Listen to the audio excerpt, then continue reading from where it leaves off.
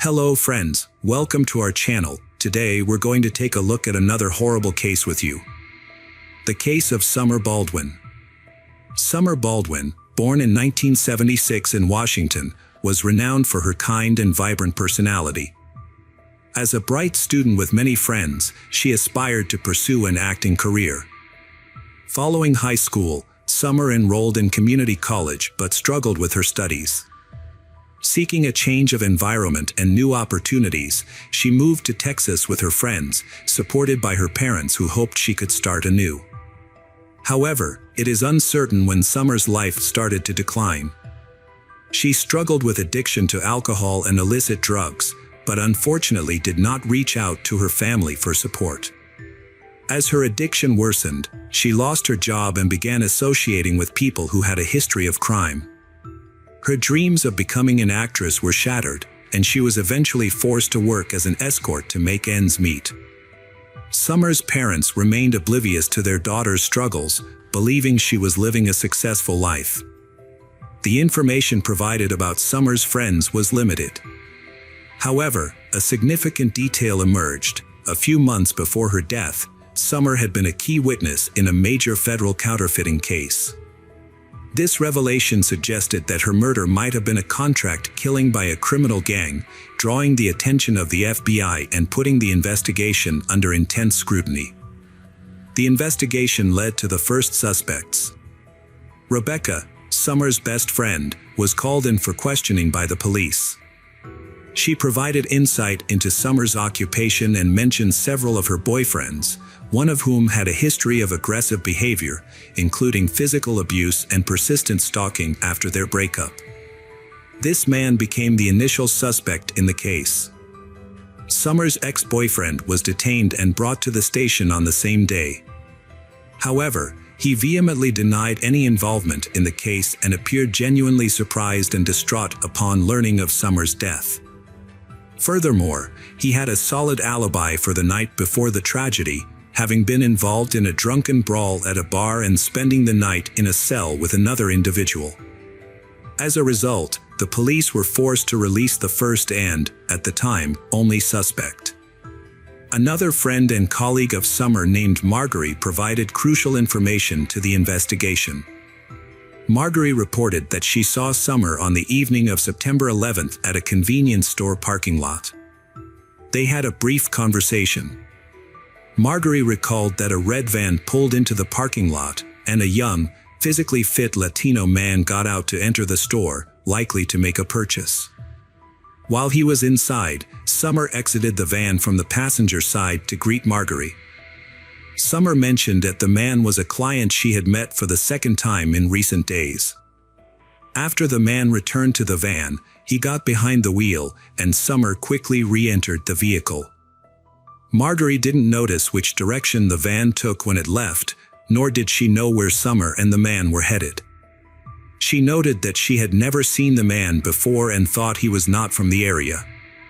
Her description of him was limited due to the darkness, but she remembered that he had very short hair, similar to a military style. On September 13, 2005, a sanitation worker discovered a suspicious suitcase in a landfill in Lubbock City, Texas, USA. When he opened the suitcase, he was startled to see the body of a woman with red hair.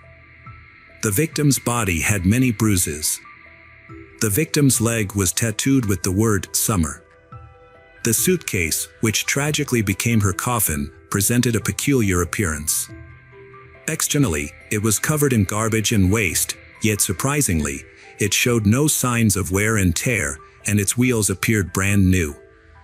Upon closer inspection, the interior revealed perfectly intact tags and a lining that seemed untouched, giving the impression that the suitcase was brand new.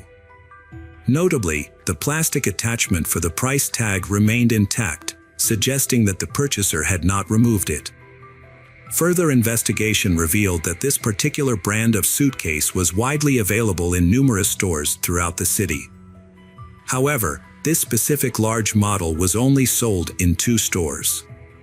A crucial breakthrough came when the perfectly preserved barcode led investigators to a Walmart store in the same area where Summer was last seen alive. Records showed that two identical suitcases were purchased on the day preceding the gruesome discovery, one in the afternoon and the other around 2 a.m., a timing that raised suspicions due to its unusual nature. Police officers promptly visited the store and obtained the surveillance camera footage. After reviewing the footage, they discovered that an elderly couple had purchased the first suitcase. Initially, they didn't raise any suspicions, but they were tracked down and were able to present the suitcase, explaining that it was bought for a vacation. However, the second suitcase was purchased by a young, athletic Latino man with very short hair, similar to a military haircut. This raised suspicions that he might be the person seen with Summer in the supermarket parking lot, as described by a witness.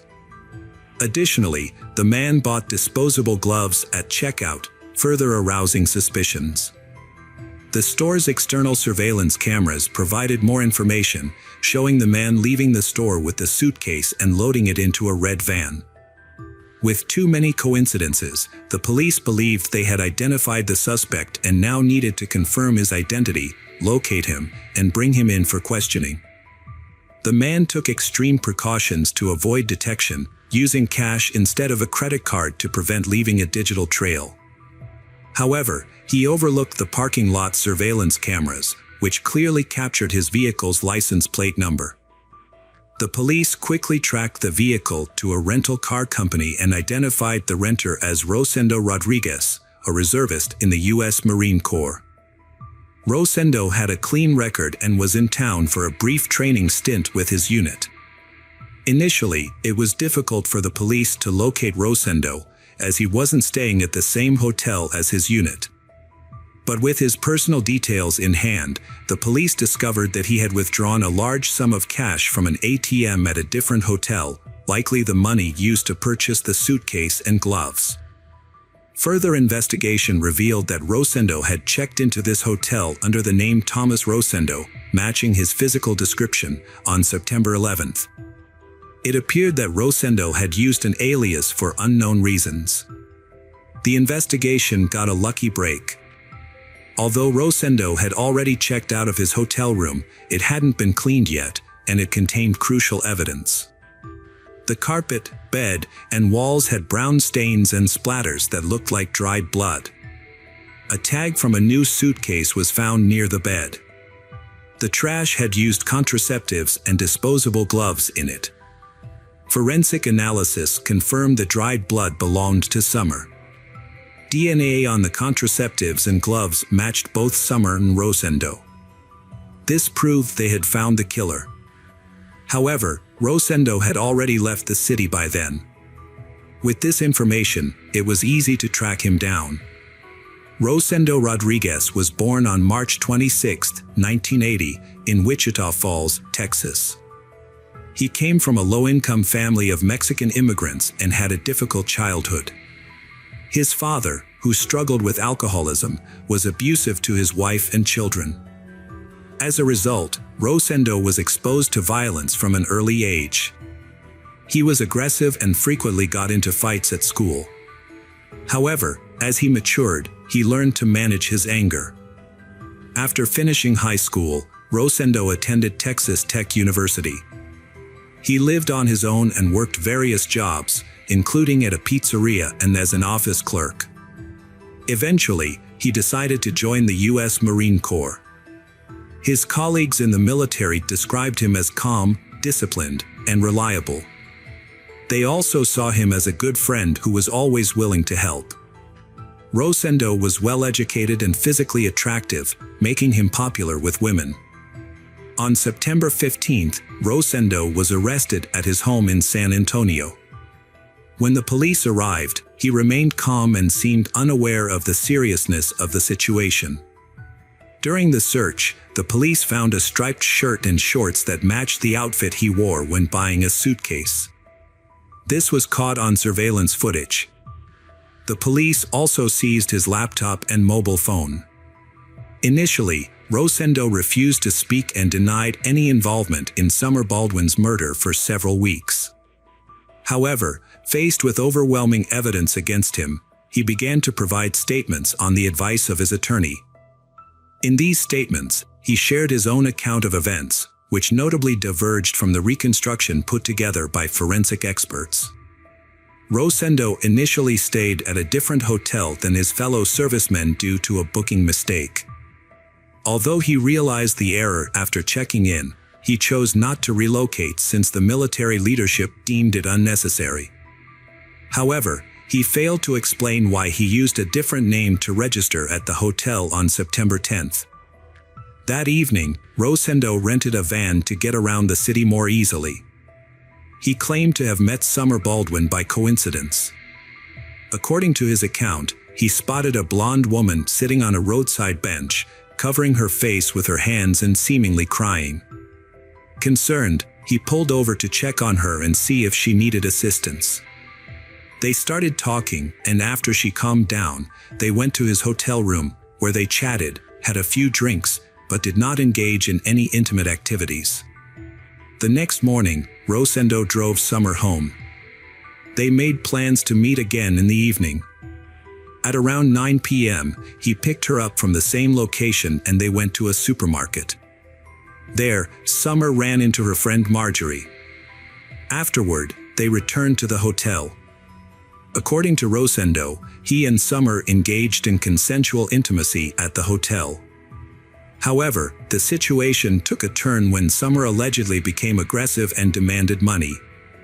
This caught Rosendo off guard, as he claimed he was unaware that Summer was a sex worker. When he refused to pay, Summer reportedly pulled out a knife and threatened him.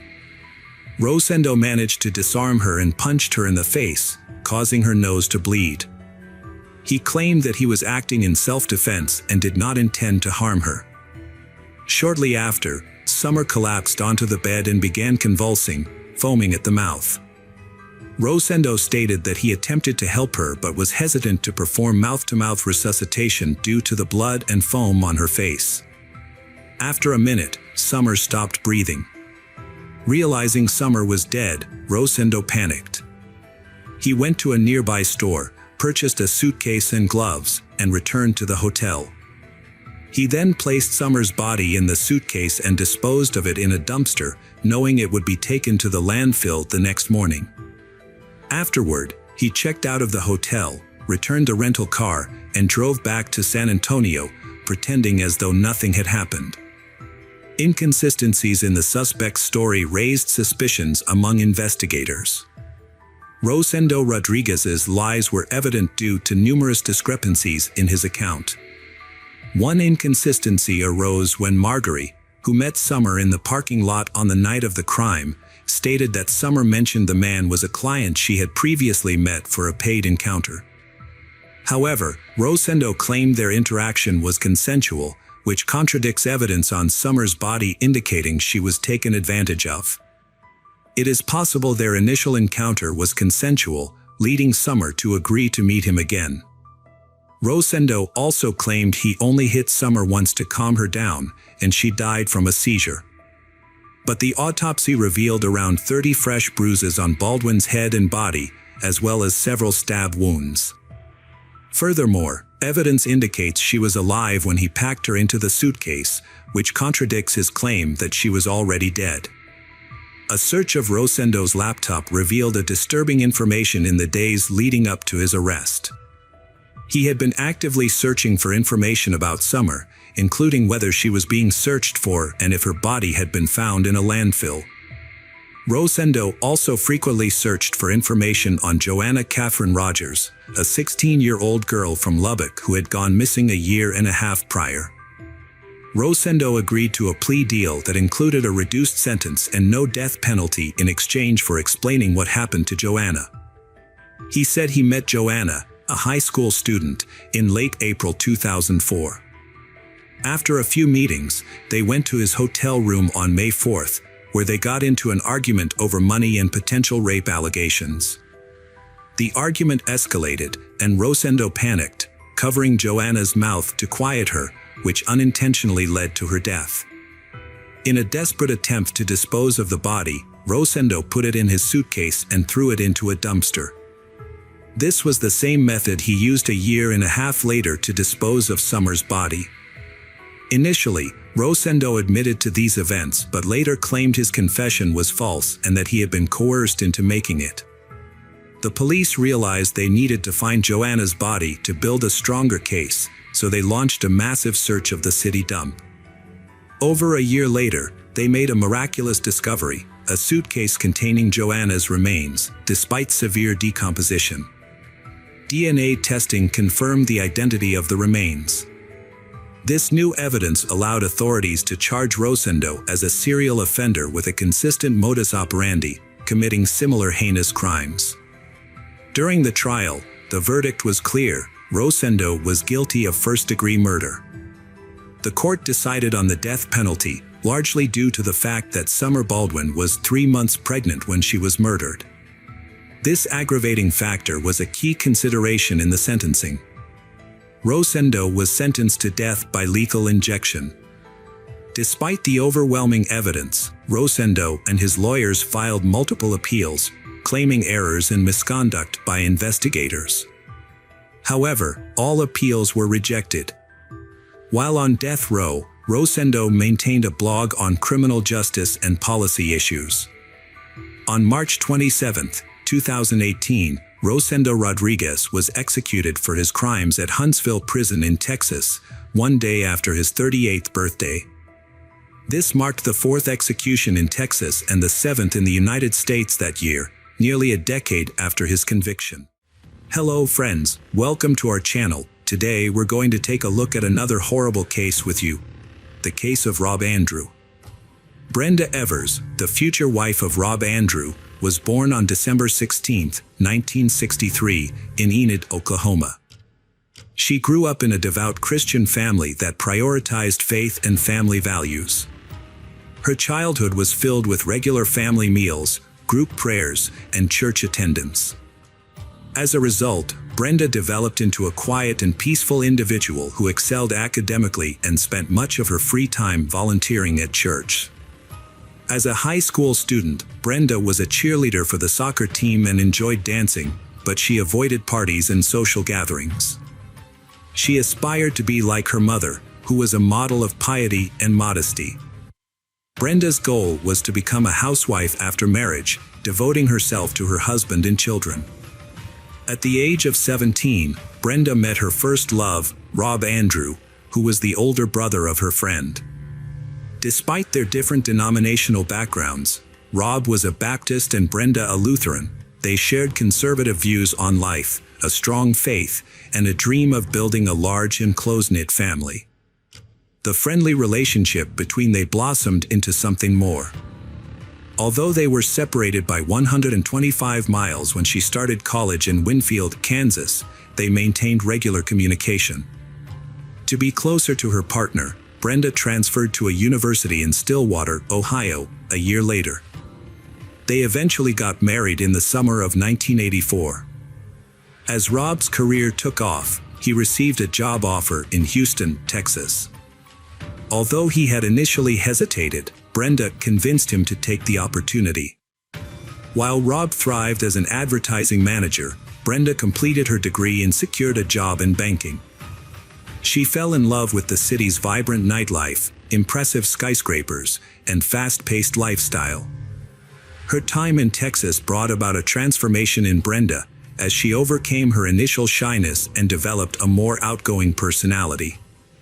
She started taking care of her appearance, dressing fashionably, wearing makeup, and building a large social network. Rob was unhappy with the changes he saw in his wife. He believed a woman of faith should be more subdued. Additionally, Rob was homesick and eager to return to his old life. When he was offered his old job back at an advertising agency in Oklahoma City, he jumped at the opportunity. However, Brenda was not supportive of his decision. They argued about it, but eventually found a compromise. They agreed that Rob would settle in the new location, find a suitable house, and if everything worked out, Brenda would join him. They lived apart for a few months, but eventually reunited. In the early 1990s, they moved into a luxurious house in the upscale neighborhood of Lansbrook. Brenda gave birth to a daughter 9 months later. She even quit her job to become a full-time homemaker and devote herself to raising their child. 4 years later, they welcomed the son Parker. It seemed like they had the perfect life, love, children, a beautiful home, and financial security. On November 20th, 2001, Rob had arranged to pick up the children from his ex-wife to spend the holiday with them. At the time, they were divorced. In the evening, Brenda greeted him at the door and asked him to go to the garage to help her with some faulty equipment. Rob was bending down when he heard footsteps behind him. He turned around, and a gunshot rang out. Around 6 p.m., emergency services received a call from Brenda Andrew. She reported that she was injured and her husband was dead. An ambulance rushed to the scene, where paramedics found a horrific scene in the garage. A man lay in a pool of blood, dead from a gunshot wound. His wife, Brenda, was shot in the arm but alive. Brenda's clothes were stained with blood, and she appeared detached from the situation. The paramedics believed she was in shock. She told them that she tried to give Rob first aid, but she thought he was dead. Brenda's hand was bandaged, and she was taken to the hospital. As the ambulance left, police began investigating the scene. They found a .22 caliber bullet lodged in the wall and a shotgun shell casing, indicating that multiple weapons were used. The officers also noticed that the victim still had his wallet on him, ruling out robbery as a motive. At the clinic, Brenda explained that she and Andrew were together when 2 masked and armed men suddenly entered the garage. Although she couldn't make out what they were shouting, one of the men shot Andrew twice, and the other wounded her as she tried to escape. The attackers then quickly fled the scene. Brenda claimed that Andrew was a kind and helpful person who didn't have any enemies. She acknowledged feeling frightened by the attack, especially since there were children in the house at the time. However, her account raised suspicions, and the police noticed several inconsistencies in her story. Notably, she mentioned that the children were present during the attack, but it was clear that they had not been prepared for a trip, contradicting her earlier statement. Interviews with neighbors yielded no useful information. To gain insight into Brenda and Rob's personal life, detectives questioned their friends and acquaintances, revealing marital problems since their second child's birth. Friends and Pastor Andrew reported that Rob confided in them about Brenda's abusive behavior and her hatred for their marriage. Ronnie Street, a close friend of the Roberts family, observed that Brenda's behavior had become unusual. She was open about her feelings, even with strangers, and her husband Rob seemed to love her unconditionally, forgiving her for her antics. Friends of the family noted that Brenda had undergone a significant change from being a typical housewife to someone with loose morals. There was substantial evidence to support these claims. Brenda seemed to be having a midlife crisis, dressing more provocatively and becoming secretive towards her husband. Rob soon discovered she was having an affair, which began in October 1997 with Rick Nunley, a co-worker from the Oklahoma bank. Brenda was married, but secretly dated someone for a year and then maintained occasional phone contact. She then started an affair with James Higgins, a local store owner, who was drawn to her bold style and flirting. They met secretly in a hotel room once or twice a week for about 5 years. Meanwhile, Brenda's husband, Rob, remained unaware of her infidelity. However, he couldn't help but notice that their marriage was falling apart. His wife had become distant, rarely speaking to him or spending time with him. Rob tried his best to hold the family together, hoping that things would eventually improve. In 2001, Brenda ended her affair with Higgins, but not because she wanted to salvage her marriage. Instead, she was sinking deeper into a life of immorality and vice. Around this time, a new Baptist church had opened in Oklahoma City, largely thanks to the efforts of Brenda's husband, Rob. He became a deacon at the church, and Brenda taught Sunday school. From the outside, it seemed like they were a perfect, moral family. Brenda, a devoted wife, taught her children about faith and community. She met James Pavitt, a part-time teacher and friend of Rob, who was drawn to her charm. As their relationship blossomed in 2001, they kept it secret but eventually became open about their feelings. Rob's suspicions of Brenda's infidelity led to a heated argument and separation. James also ended his marriage. While Rob hoped to reconcile, Brenda filed for divorce. A mysterious phone call and car malfunction followed, leading Rob to suspect James and Brenda were behind the attempt on his life. He reported his concerns to the police, raising questions about what drove him to make such a claim. Rob Andrew and his wife Brenda's divorce was already settled, including a custody agreement for their children.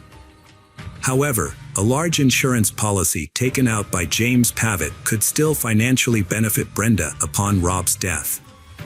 In fact, just months prior, James had sold Rob an $800,000 life insurance policy, listing Brenda as the sole beneficiary. This raised suspicions about Brenda's involvement in the recent violent attack on Rob. Detectives discovered that Brenda's new lover, James Pavitt, was involved in the insurance scheme and that Rob had tried to remove Brenda from the policy 2 weeks before the incident, but James refused, citing that only Brenda could make changes as the beneficiary. Rob didn't take his former friend's word for it, so he decided to investigate further by speaking with management. What he found out was shocking. Brenda and James had tried to forge the insurance policy by transferring ownership to Brenda, falsifying Rob's signature and backdating the document. However, Rob was assured by Pavitt's superiors that he still owned the policy and that only the policyholder could make changes to the contract. When James found out about this, he was furious, as this discovery was the reason for his termination. In a separate development, an inspection at the neighbor's house, the Gigstad's family, yielded an unexpected result. A fired shell casing from the shotgun in question was found on the bedroom floor, and several .22 caliber bullets were found in the attic. At the time of the crime, the Gigstad couple was not home, and there were no signs of forced entry. Mrs. Gigstad revealed that she had given a spare key of their home to Brenda Andrew. Additional, James's daughter, provided another crucial piece of evidence. On the day of the crime, she had lent her car to her father, who promised to have it repaired. However, when James returned the vehicle, Joanna noticed that the repairs had not been made. Moreover, she found the .22 caliber bullet in the car, which she thought was suspicious. When she told her father about the bullet, he instructed her to get rid of it. Further investigation revealed that James had purchased a handgun just a week before the attack. This new information led detectives to plan a questioning of James and Brenda. The funeral of Rob Andrews was held on November 23rd, but it was notable for the absence of Brenda, her children, and James Pavitt. Their failure to attend the ceremony raised many questions among family and friends, and also sparked concern among the police. It soon became apparent that the missing individuals had fled, leaving behind a trail of suspicion and unanswered questions. The police had a breakthrough in the case. They had identified the suspects and received the autopsy results. However, Brenda's account of the attack contradicted the forensic evidence. The police discovered that 2 different guns were used in the attack, and the injuries sustained by Rob and Brenda differed from the description provided by Brenda. The investigation revealed that the first shot was fired from a shotgun at a distance, but the second shot came from a .22 caliber pistol at close range. The same pistol was used to shoot Brenda's arm. Analysis of the bloodstains on the fabric showed that the shooter was standing near the victim when the second shot was fired. The angle of the blood matched the shooter's position, indicating that Brenda was the one who fired the second shot at Rob. Brenda and James were officially named suspects and a warrant was issued for their arrest. However, they had a substantial lead and had already gone into hiding. The police notified border officials to be on the lookout for but they had vanished. It eventually became clear that James and Brenda had fled to another country, with Mexico being the suspected destination. To capture the fugitives, the authorities froze their bank accounts, assuming that without access to their funds, they would eventually surface. This strategy proved effective, and 3 months later, James reached out to his daughter, Joanna, requesting that she send him money. Unbeknownst to James, Joanna was secretly working with the investigators. Joanna had long suspected her father's involvement in the crime, as he had been secretive and evasive with her. She recalled a previous incident where he had asked her boyfriend to pose as a doctor and call Rob, informing him that his wife was ill. It led them to discover that James and Brenda were secretly staying in Cancun, Mexico. In February 2002, James Pavitt and Brenda Andrew were arrested at the border and turned over to U.S. authorities. They were charged with first-degree murder and conspiracy to commit a felony. The children were placed in the care of their paternal grandparents. During the investigation, neither James nor Brenda cooperated or pleaded guilty. James was the first to stand trial. The prosecution presented a strong case, highlighting James' background as an Army sniper and his experience with firearms. The court also heard about James' affair with Brenda and his attempts to prevent Rob Andrew from removing Brenda as a beneficiary. The jury considered the testimony of James' daughter and physical evidence found at the scene. James was found guilty and sentenced to death. Brenda's trial followed, but it was more dramatic and revealing than James'. The prosecution focused on Brenda's personality and history of infidelity, calling her former lovers to testify. They portrayed her as someone lacking in faith and integrity. When the prosecutor questioned Brenda about her husband's murder, she claimed to be innocent and asked to be set free, citing her faith. However, the prosecutor presented a different image of Brenda, portraying her as a woman who didn't love her husband, cheated on him, and killed him for selfish reasons. To support his argument, the prosecutor showed the contents of a suitcase Brenda had taken to Mexico, which included lingerie and a book about seduction techniques. He questioned whether a grieving widow would flee her husband's funeral. In contrast, the defense team attempted to depict Brenda as a victim of the events that transpired. The defense attorney pointed out that Brenda was also injured during the attack, but forensic experts concluded that she had shot herself in the arm. The defense then produced a letter allegedly written by James, confessing to the crimes. However, handwriting analysis revealed that the document was actually forged by Brenda Andrew herself. After 6 hours of deliberation, the jury delivered a guilty verdict, and Brenda Andrew was sentenced to death. Despite Brenda's repeated appeals, her conviction has been upheld. The crimes committed by Brenda and James are extremely disturbing. What makes their case even more troubling is that they presented themselves as devout and moral individuals who taught children right from wrong. This hypocrisy raises serious concerns, as people who preach one thing but do not practice it in their own lives can be unpredictable and devoid of empathy. Hello friends. Welcome to our channel. Today we're going to take a look at another horrible case with you. The case of Suzanne Morphew. Suzanne Morphew was born on April 11, 1971, to Jean and Adrian Alexandria, and grew up with her 2 brothers, David and Andrew. Those who knew Suzanne describe her as an intelligent, thoughtful, and caring friend. In 1998, while in high school, she met her future husband, Barry Morphew. After 6 years of dating, they got married. Barry was an exceptional baseball player and was signed with the Toronto Blue Jays. Meanwhile, Suzanne pursued a degree in education at Purdue University. However, Barry's sports career was cut short due to a serious injury, and he switched to a career in horticulture. Suzanne had been teaching for 4 years when Barry started his landscape company, which gradually gained momentum.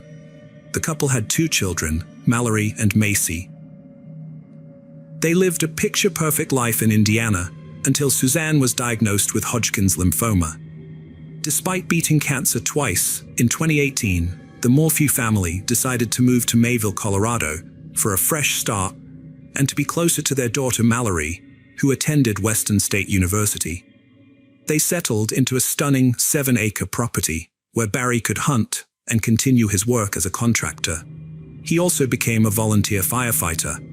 Suzanne retired from teaching and dedicated more time to her church and her new hobby, sports, mountain biking. The Morphew family seemed perfect from the outside, but they had their secrets. It wasn't until May 10, 2020, that their problems came to light. That Mother's Day started off like any other at the Morphew residence. Barry and their daughters left the house, leaving Suzanne alone. Barry claimed he had a landscaping appointment in Broomfield, 3 hours away from Mayville by car. Meanwhile, the girls went on a camping trip. Barry and the girls planned to return home that evening to celebrate Mother's Day with Suzanne. However, when they didn't hear back from her, they started to worry. The girls sent her a message to wish her a happy Mother's Day, but got no response. This was unusual, since Suzanne was very active on social media. They expected her to be on her phone, especially since she was supposed to attend her best friend's daughter's wedding and share some photos. After several hours of no response, Mallory and Macy grew concerned and asked their neighbor, Martin Ritter, and his wife to check on Suzanne. Mrs. Ritter went to the Morphew house between 4 and 4:30 p.m. and found it empty. Barry's wife called him to explain the situation, and he advised her to check if Suzanne's mountain bike was still at the Morphew residence. If it wasn't there, he told her to contact the police, which is exactly what she did. The police arrived at the Morphew residence, and Barry, along with his 2 daughters, returned home, eager to learn about Suzanne's whereabouts and condition. A few hours into the search, the police discovered their first significant lead. 2 deputies found Suzanne's mountain bike near a steep ravine, not far from the Murphys' home. This suggested that Suzanne might have been involved in a crash. However, there were no signs of a struggle on the bike or in the surrounding vegetation, and no skid marks indicating that she had used her brakes. Despite the mountain bike being found at the bottom of a ravine with no damage, and no signs of struggle or disturbance to the surrounding vegetation, detectives suspected foul play. When presented with this evidence, Barry's reaction was unusual, and his subsequent explanation that a mountain lion must have moved the bike seemed far-fetched. Many people found Barry's behavior during the investigation into his wife's disappearance to be suspicious. In a private conversation with YouTuber Tyson Draper, Barry elaborated on his mountain lion theory. Notably, he was absent from the search parties organized by Suzanne's brother, Andrew, who was skeptical of Barry's account of the bike ride and suggested that Suzanne might have gone missing on May 9th instead of Mother's Day. As the investigation continued, suspicion shifted to Barry when Suzanne's helmet was discovered 1 mile from their home, precisely in the direction his truck's telemetry showed he had driven that morning. This discovery was particularly incriminating because it was in the opposite direction of the Broomfield construction site, which was his alleged destination that day. During the initial police interview, the suspect claimed he woke up to his alarm clock at 4:30 a.m. and drove directly to the Broomfield construction site. However, the telematic data from his Ford F-350 revealed that he drove 1 mile west before heading to the site. When confronted with this discrepancy, the suspect provided an explanation. He stated that he had gone scouting for elk that morning around 4:30 a.m. and was curious to see which direction they were headed so he could track them down later. He allegedly had a habit of tranquilizing elk and removing their antlers for sale. But when the officers questioned how he could have spotted elk at 4:30 a.m. if he was just waking up, he changed his story. He claimed he didn't set his alarm for 4:30 a.m. and woke up on his own. When questioned about the day of the disappearance, he stated it was one of the best days the couple had had in a while. He said he worked with a coworker in Salita that morning, returned early, went for a hike with Susan, and then they grilled steak and were intimate together. Barry claimed that he and his wife Suzanne went to bed together, suggesting it might have been the last time they saw each other.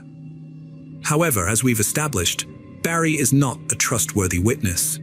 When the police investigated, they discovered that Barry had lied about almost everything that occurred that night. The first indication that something was amiss came when investigators reviewed Barry's phone and vehicle data on May 9, 2020. Although Barry and Suzanne did spend the afternoon and evening together, the events didn't match Barry's story. The first significant discrepancy arose between 2:42 and 2:44. Phone records showed Barry making erratic movements around the property.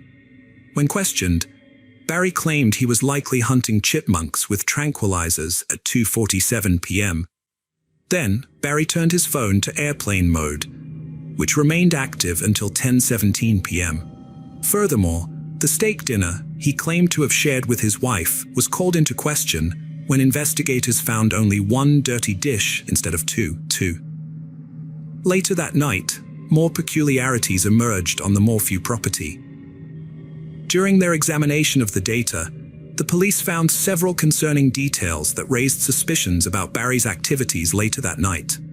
At 9:30 p.m., an hour after he claimed to have gone to sleep with his wife, his car was seen reversing backward from the driveway, moving 96 feet. Investigators thought this might be when he loaded her body onto his truck, if he was guilty. The records also showed that between 3:25 and 3:48, the door to his truck opened and closed over 80 times. Although this evidence was circumstantial, it suggested that Barry was not telling the police everything, prompting a closer investigation into the events of May 10th. Further investigation revealed that Barry had no legitimate reason to be in Broomfield that day. His company's contract was not set to start until a week later, so there was no project for him to inspect. Barry claimed that he had only visited the Holiday Inn, the job site, a local store for granola and water, and briefly stopped at McDonald's to clean his windshield. However, surveillance footage obtained by the Colorado Bureau of Investigation contradicted his account. Barry was caught on camera throwing away 5 trash bags near McDonald's and the Holiday Inn. When questioned about it, he gave a suspicious explanation, claiming he was trying to avoid waste disposal fees by cleaning his car himself.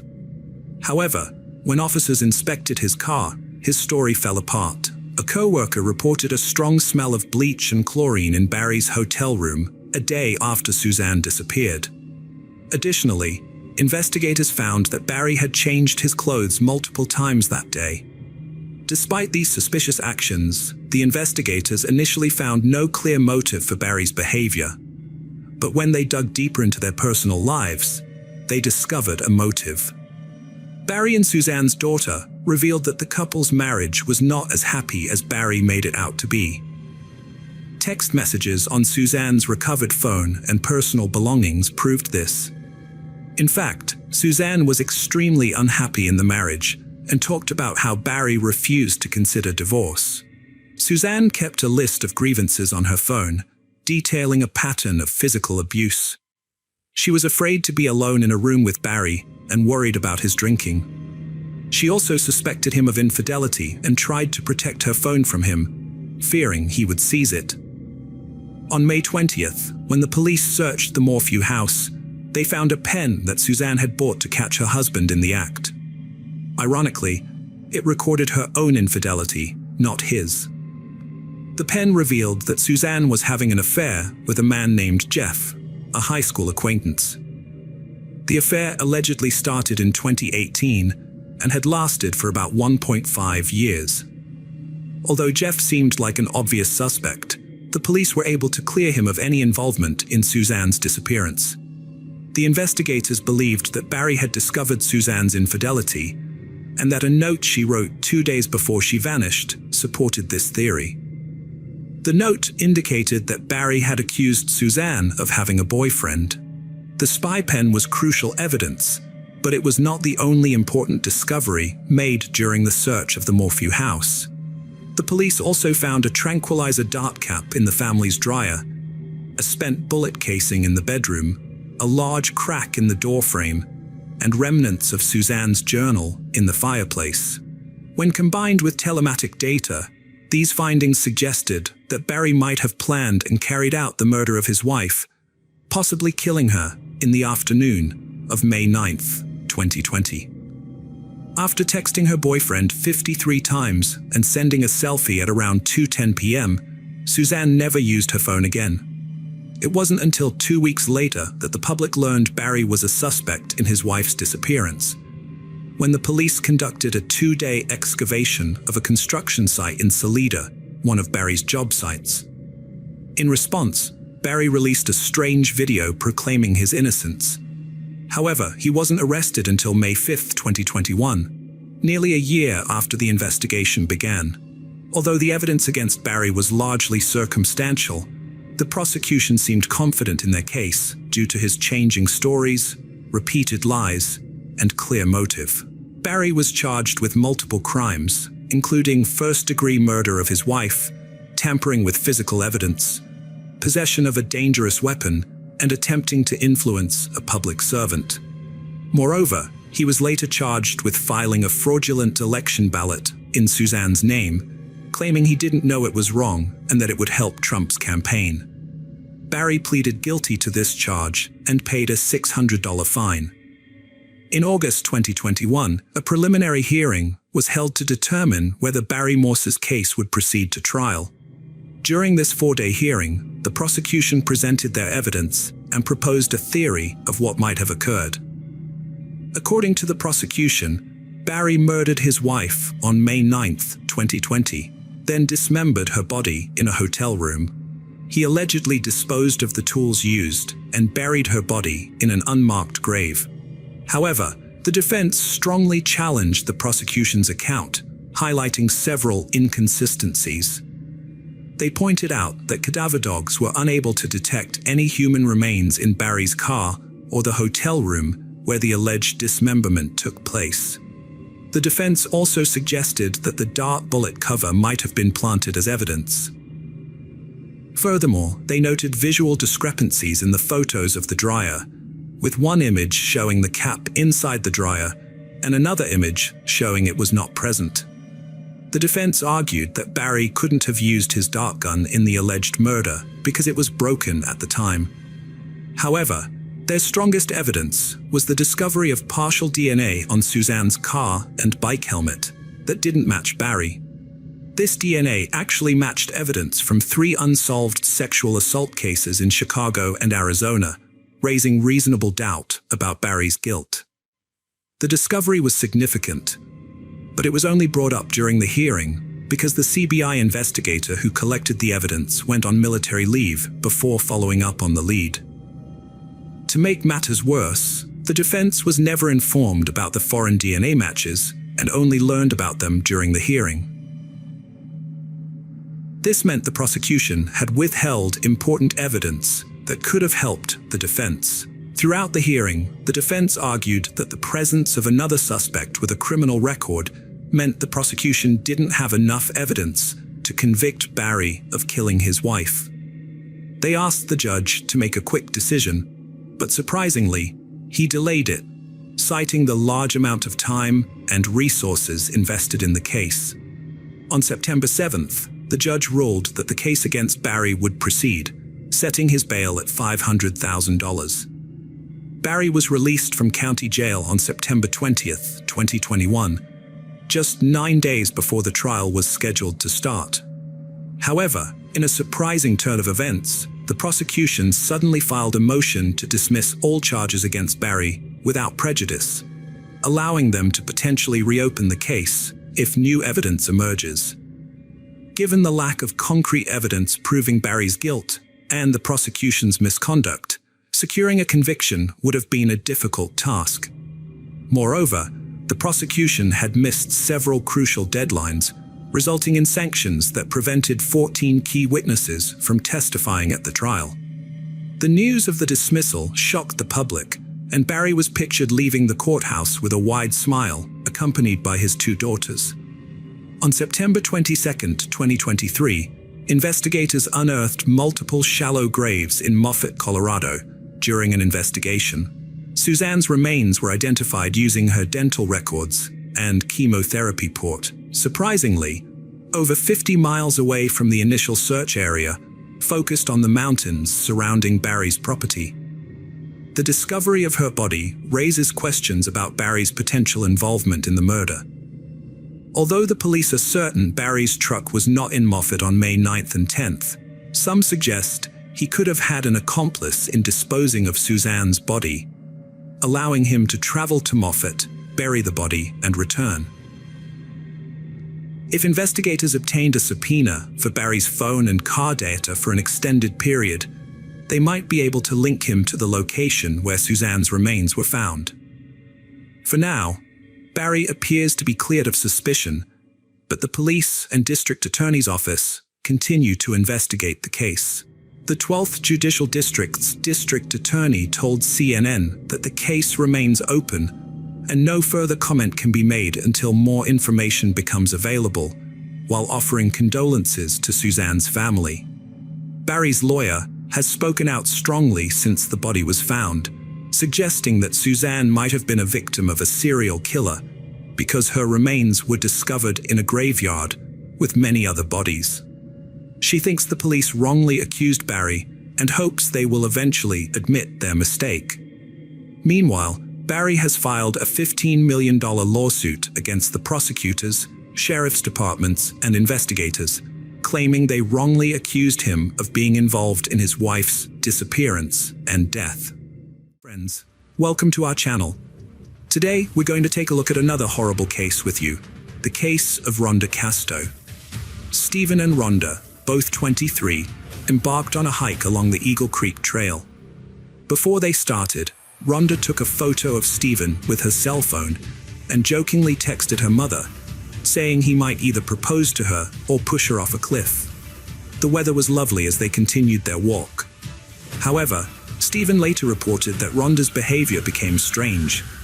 She asked him what he would do if something happened to her, and if he would care for their daughter. He reassured her that he would. As the weather started to deteriorate, Stephen suggested they head back, but Rhonda did not turn back. Instead, she wrapped a towel around her shoulders and began running down the narrow, slippery path. Stephen alleged that Rhonda lost her footing and fell about 150 feet down the Eagle Creek Trail. After her fall, Stephen claimed he hiked down to the ravine where she landed, but he had no cell service. He tried to call 911 but couldn't get through, so he left her behind, holding her body until he had to leave. Stephen says he hiked to the trailhead, where he finally reached emergency services for help. Later that day, rescuers retrieved Rhonda's body. However, Rhonda's family reported that Stephen showed no emotional response during her memorial service. Stephen disputes this, claiming he was overwhelmed with grief and continuously crying, but often withdraws from others when deeply upset. Following Rhonda's death, Stephen quickly gathered his and his daughter's belongings and relocated to the other side of Oregon to be closer to his own family. This sudden move raised suspicions among Rhonda's family, who began questioning what had transpired between the couple in the moments leading up to Rhonda's death. In 2006, Stephen moved from the United States to China with his young daughter. This bold move marked a fresh start for both of them. Having previously lived in China during his first marriage, Stephen was drawn to the country and its people. He chose to settle in Wuvi, a city about 75 miles outside of Shanghai.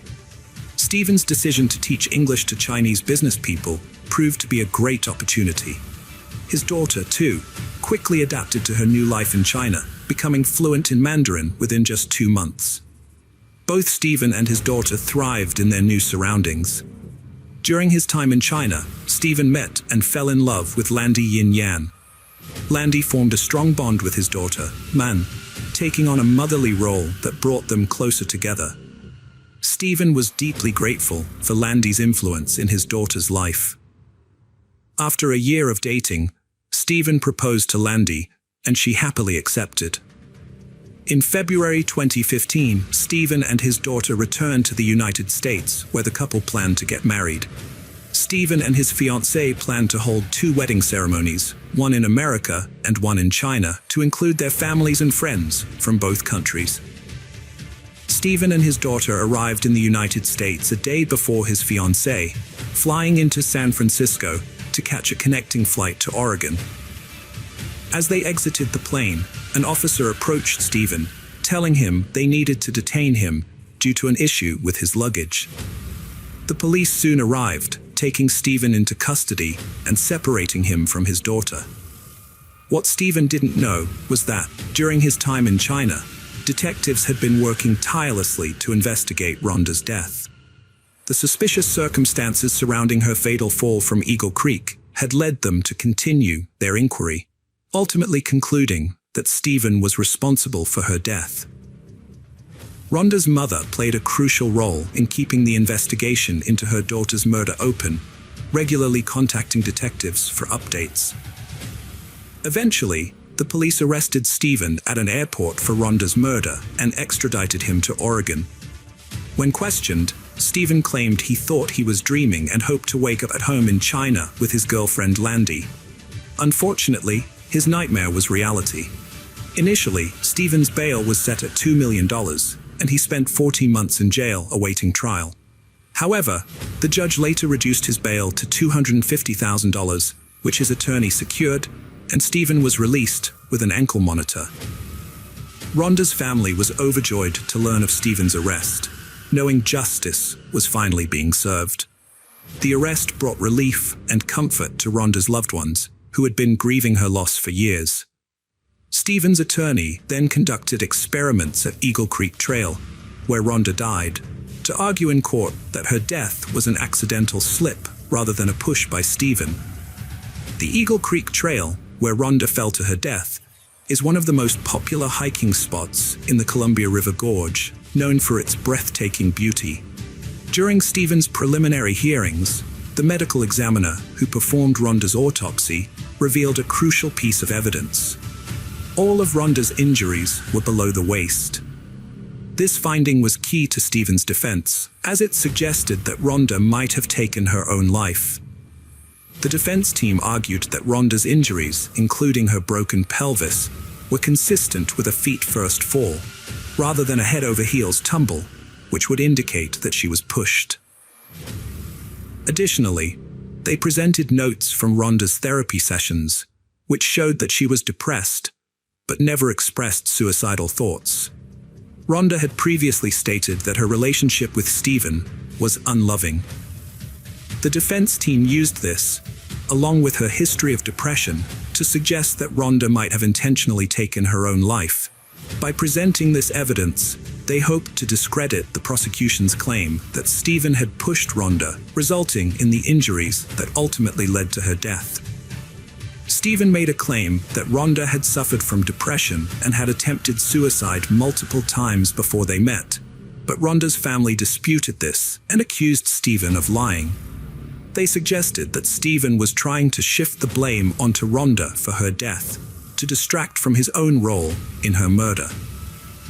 Stephen also stated that Rhonda had struggled with drug addiction since she was 12, claiming that she had experimented with various substances. However, the medical examiner's report only found slight traces of marijuana and the prescription medication Rhonda was taking for anxiety and depression, which she had been experiencing due to postpartum depression. During the preliminary hearings for Rhonda's murder, disturbing evidence came to light, implicating Stephen in her death. It was revealed that Stephen had been in a romantic relationship with Rhonda's 16-year-old sister, Melanie, despite being in his 30s. This discovery raised serious concerns, given the significant age gap between Stephen and the underage Melanie. The prosecution argued that Stephen's inappropriate relationship with Melanie, his girlfriend Rhonda's sister, could have been a motive for Rhonda's murder. Rhonda had discovered her husband's infidelity, leading to tension and a possible reason to kill her. After Stephen was arrested for Rhonda's murder, he was also charged with multiple counts of sexual assault and sodomy related to his relationship with Melanie. Before his murder trial, in 2005, Stephen pleaded guilty to 2 counts of sexual abuse, admitting to having sexual intercourse with Melanie twice. However, he later claimed that he was forced into making this admission and that it was false. Stephen said he only pleaded guilty because it would allow him to fight for custody of his daughter, and he was desperate to get her back. In contrast, the state alleged that the relationship between Stephen and Melanie lasted for over 4 years. Stephen eventually admitted to having a sexual relationship with Melanie, Rhonda's teenage sister. Rhonda sent a text message to her teenage sister Melanie, expressing her negative feelings towards Stephen. In the message, Rhonda called Stephen a piece of garbage and accused him of using Melanie to hurt her. This suggests that Rhonda was aware of Stephen's manipulative behavior, which her mother confirmed. According to Rhonda's mother, Rhonda loved Melanie and wanted to repair their relationship, which had likely been damaged by Stephen's actions. Evidence presented in court revealed that Stephen's relationship with Rhonda was not as perfect as he claimed. Additionally, the court learned of Stephen's disturbing past, including a deviant sexual history. Specifically, it was revealed that only 6 months after the death of his daughter Rhonda's mother, Stephen was arrested and charged with 5 counts of sexual abuse for allegedly touching a 13-year-old girl. Stephen denied the allegations against him, but later confessed to sending inappropriate text messages and a photo to the victim, admitting his actions were wrong and pleading guilty to sexual harassment. In court, evidence presented included photos of Rhonda's bruised back, taken by herself. Rhonda's friend testified that she had overheard arguments between Rhonda and Stephen when they were on the phone. Additionally, Stephen's ex-wife testified that he had previously attempted to harm her. Despite denying the allegations, Stephen was not charged in China. Rhonda's family, however, remains convinced that Stephen was responsible for her death, believing he was motivated by a life insurance policy he had taken out on her, which he had recently increased. Her mother shared her concerns, revealing that Stephen had suffered significant financial losses from day trading the previous year and was struggling financially. Additionally, those who knew Rhonda well can confirm that she adored her 9-month-old daughter, and it's unthinkable that she would have ended her own life by jumping from Eagle Creek in May 2017. Rhonda's family was stunned to learn that the state had reached a settlement with the defense, resulting in Stephen pleading guilty to criminally negligent homicide, a lesser charge than murder. Despite believing that Stephen had murdered Rhonda, the state's case was weak due to a lack of physical evidence proving he had pushed her from the Eagle Creek Trail. Stephen received credit for time served while awaiting trial, but was required to remain on parole for 3 years. After his release, Rhonda's family and friends felt that justice had not been served, believing Stephen should have faced harsher consequences for his actions. At Stephen's sentencing hearing, Rhonda's sister delivered an emotional impact statement, condemning Stephen for destroying their family and causing immense pain and sorrow. Rhonda's mother also spoke, expressing her bewilderment and frustration, saying that Stephen's actions had shattered their family and left them heartbroken. Stephen said he didn't push Rhonda, but took a deal because he was running out of time to regain custody of his daughter. He claimed he was willing to accept the consequences for his actions to protect his child. However, Rhonda's family and friends didn't believe him. In a 2018 interview, Stephen made a shocking claim about Rhonda's death. He said that when he found her on Eagle Creek Trail, she was still alive. The interviewer asked if Stephen had ended Rhonda's life to spare her further suffering. Stephen responded by asking a hypothetical question: if you shoot a suffering fellow soldier to end their pain, is that murder? He suggested that in some cases, such an act could be seen as justified, although still a form of homicide. While Stephen never directly admitted to harming Rhonda, his comments hinted at the possibility of his involvement in her death. Rhonda's mother applied for Social Security survivor benefits in 2017 on behalf of Rhonda's infant daughter. She claimed the child lived with her and promised to use the funds solely for the baby's care. However, the state accused her of fraud, alleging that between 2010 and 2014, The child actually lived with her father, Stephen, not with Rhonda's mother, as claimed. The state charged Rhonda's mother with stealing nearly $40,000 in government funds over 5 years. Her defense team argued that she was trying to prevent Stephen from gaining custody of his daughter and accessing a $1 million life insurance policy he had taken out on Rhonda's life. The defense also highlighted Rhonda's mother's struggle with depression, which worsened after Rhonda's death. They claimed that she used marijuana to cope with her grief, which impaired her judgment and clouded her thinking. Rhonda's 53-year-old mother was sentenced to a month in a halfway house and 3 years of probation for stealing government funds. She had pleaded guilty to the crime and was also ordered to repay the $39,100 she stole. Rhonda and Stephen's daughter was placed in foster care in October 2015, after the Department of Human Services took custody of her. This happened because Stephen pleaded guilty to sexually abusing a 13-year-old girl, which led an Oregon court to terminate his parental rights. However, Stephen is appealing this decision. Friends, welcome to our channel. Today we're going to take a look at another horrible case with you. The case of Adrienne Jones. Adrienne Jessica Jones was a bright light in Mansfield in 1995. As a 16-year-old junior at Mansfield High School, she captivated everyone with her beauty, exceptional qualities, and impressive achievements. Adrienne was an outstanding student, consistently excelling in advanced honors courses and demonstrating a strong work ethic. She spent at least 2 hours each night studying to ensure her success, which earned her high grades. Her kindness, intelligence, and infectious spirit made her a role model and a beloved figure among her classmates and teachers. In addition to her academic prowess, Adrienne was a talented athlete. She was a dedicated member of the girls' soccer team, showcasing remarkable skill and dedication on the field. After graduating from Mansfield High School, Adrienne's dream was to become a veterinarian and help animals. After a game injury forced her to temporarily leave her team, Adrienne didn't give up on sports. Instead, she joined the girls' cross-country team, which allowed her to stay active and improve her fitness. She threw herself into the new challenge, working hard to get in shape. Her dedication paid off, and she soon became a key member of the cross-country team.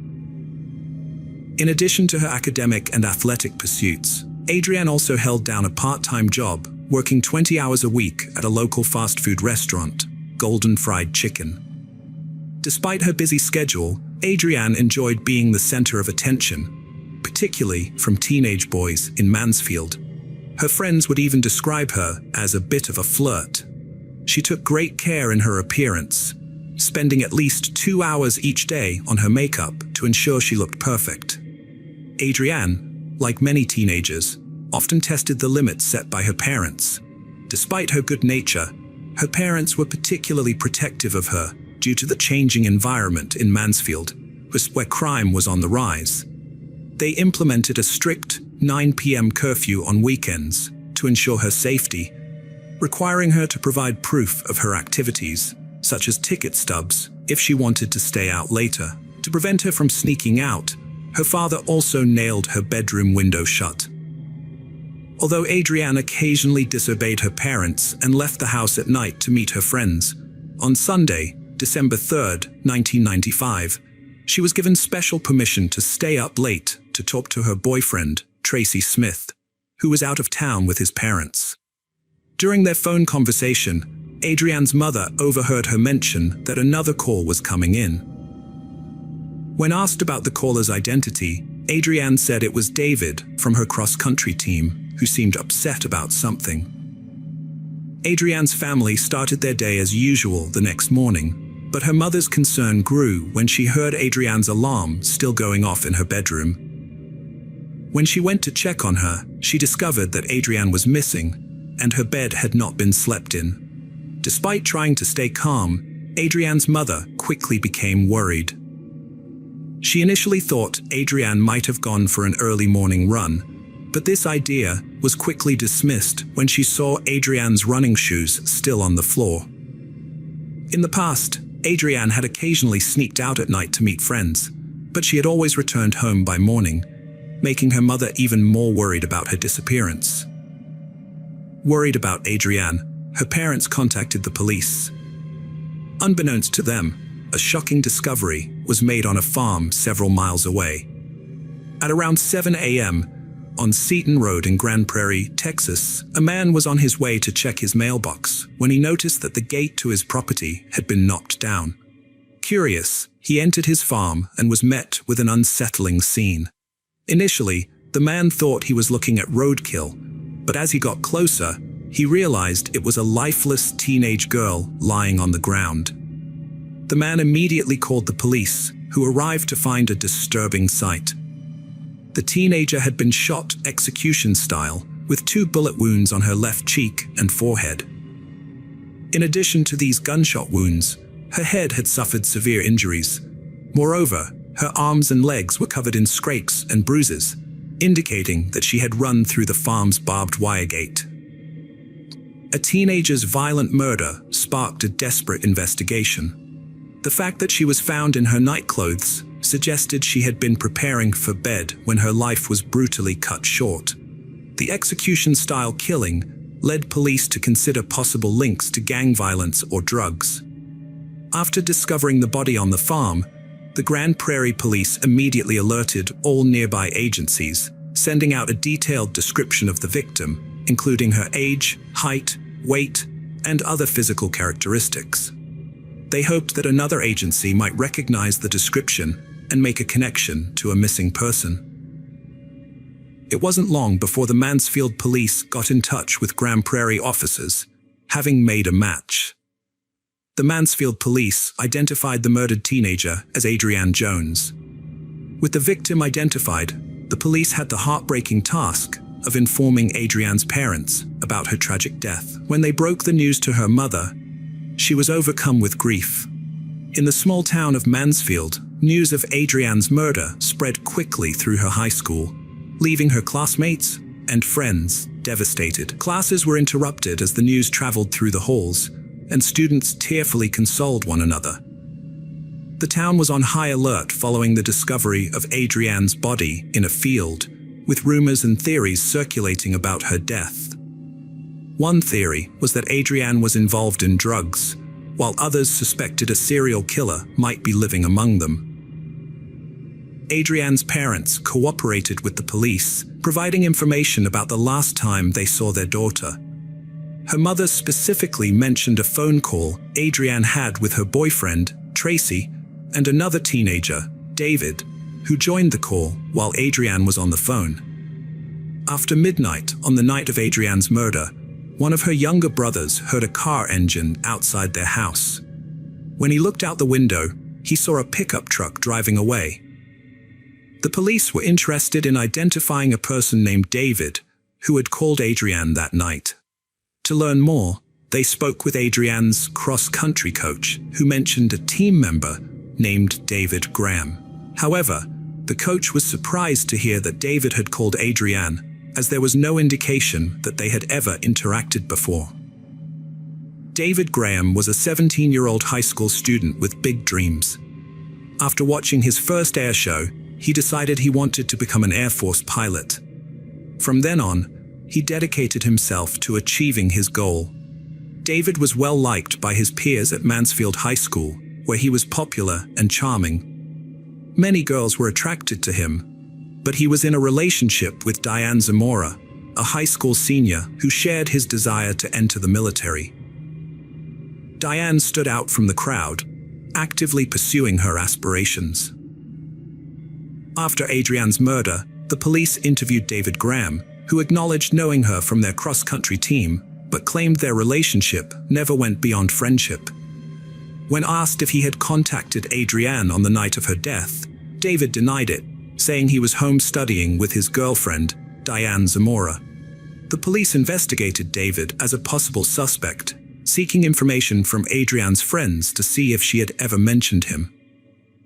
However, one of her closest friends, who was privy to Adrienne's secrets, said Adrienne had never discussed David with her. The police also checked Adrian's phone book and found David's number was not listed, which further led them to believe he was not involved in her murder. As a result, they never administered a polygraph test to David and eventually cleared him as a suspect. The police investigated Adrian's boyfriend, Tracy Smith, as a suspect in her murder. However, they cleared him after verifying his alibi, which placed him out of town with his family on the night of the murder. Tracy also passed a polygraph test, further supporting his innocence. During his police interview, Tracy suggested they investigate someone named Brian, whom Adrian had mentioned was calling her on the night of her murder, while they were on the phone. The police identified the Brian in question as Brian McMillian, a local teenager. Their investigation into Brian McMillian revealed that he used to work at a pharmacy near the restaurant where Adrian used to work. Brian had developed an obsession with Adrian and would often visit the restaurant to catch a glimpse of her. Eventually, Adrian grew tired of his constant presence and began hiding in the back whenever she saw him coming. The police questioned Brian McMillian about the murder of Adrian Jones. At first, he claimed to have no knowledge of her, but later admitted to knowing her. When asked if he had talked to her on the night of her murder, Brian said he didn't remember. He explained that he had been drinking that night due to feelings of depression and loneliness. The officers also asked Brian if he had visited Adrian's house on the night of her murder, and he acknowledged that he might have done so. The police asked Brian's father if his son could take a lie detector test, but his father refused. 1 week later, the police raided Brian's house with guns, a decision made due to concerns that he might be armed. The police took this precaution to ensure everyone's safety, including their own. After Brian was arrested for Adrian's murder, many people came forward to show their support for him. Brian's friends said he was a gentle and non-violent person. His father also confirmed that Brian was at home all night when Adrian was killed and didn't leave. Despite this, Brian was held in jail for 3 weeks, missing Christmas and New Year's, while the investigation and legal proceedings continued. During this time, the district attorney's office asked Brian to take a polygraph test, which he passed successfully. After this, the district attorney's office had little evidence to link Brian to Adrian's murder, so they released him from custody. 9 months into the investigation, the police in Mansfield, Texas, finally got a breakthrough, and it came from Annapolis, Maryland, where Diane Zamora was attending the Naval Academy. Diane Zamora, a cadet at the Naval Academy, allegedly confessed to her fellow students that she and her boyfriend, David Graham, had murdered a girl named Adrian Jones in Mansfield, Texas. The Mansfield police traveled to Annapolis, Maryland, to interview Diane, but she denied making any such admission. The Naval Academy suspended Diane and sent her home pending an investigation. Since Diane was uncooperative, the police went to the Air Force Academy in Colorado Springs, Colorado, to question David. Initially, David claimed he didn't know why Diane would fabricate a story about killing Adrian Jones. However, during the interview, David began to crack and asked to write a statement. In a 4.5-page confession letter, David detailed how he and Diane planned and carried out the murder of Adrian Jones, including a cross-country event in November 1995, where he offered to drive Adrian home. During the ride, David and Adrian parked in an elementary school parking lot and had sex. Afterwards, David felt overwhelmed with guilt because he loved his girlfriend Diane deeply and knew that his infidelity would cause her immense pain. One evening, while David was helping Diane study for her SATs, they got into an argument. Unable to keep his secret any longer, David broke down in tears and confessed his infidelity to Diane. He told her that he had hooked up with Adrian, which shattered Diane's heart and left her feeling deeply hurt and angry. Diane was inconsolable and lashed out at David, screaming and arguing with him. She was so angry that she wished he were dead, and she felt intense hatred towards Adrian. Diane's emotions were too much to handle, and she struggled to come to terms with what had happened. David pleaded with Diane, promising to do whatever it took to save their relationship. David and Diane decided that the only way to repair their relationship was to kill Adrienne. In his confession letter, David admitted that on December 3rd, he called Adrienne Jones and asked her to secretly leave her house late at night to meet with him. He specifically asked Adrienne to keep their meeting private and not tell anyone else about it. David originally planned to lure Adrienne into a trap, kill her by breaking her neck, and then dispose of her body in a lake. On the agreed night at 2:30 a.m., David picked up Adrienne in his car while Diane hid in the hatchback. They drove to a secluded spot 10 miles out of town, turning off the highway onto Satan Road. David stopped the car, and Adrienne subtly adjusted her seat, creating the impression they were about to be intimate. Unbeknownst to Adrienne, David had secretly signaled for Diane to emerge from the trunk. Diane came out of the rear of the vehicle and approached the front. Diane confronted Adrienne, who was seated in the passenger seat. Diane then hit Adrienne on the head with a weight from David's gym set. Despite being severely injured, Adrienne managed to escape by crawling out of the car window. David and Diane panicked, and David grabbed his 9mm Makarov weapon to chase after Adrienne. Adrienne was severely injured and collapsed in a nearby field due to her head wound. When David caught up to her, he shot her twice and then returned to his car. After Adrienne died, David and his accomplice Diane exchanged "I love you" as their first words to each other. The police later questioned Diane, who had a statement prepared to confess her involvement. David and Diane were arrested and charged with capital murder. Although they initially confessed, they later retracted their statements, with David claiming Diane acted alone and Diane alleging David committed the crime by himself. In 1998, Adrienne's mother requested that the death penalty be removed as a possible sentence for David and Diane. Diane's trial began in February 1998. Multiple witnesses testified that Diane showed no remorse for killing Adrienne. The jury found Diane guilty of capital murder, resulting in an automatic life imprisonment sentence, with the possibility of parole in 40 years.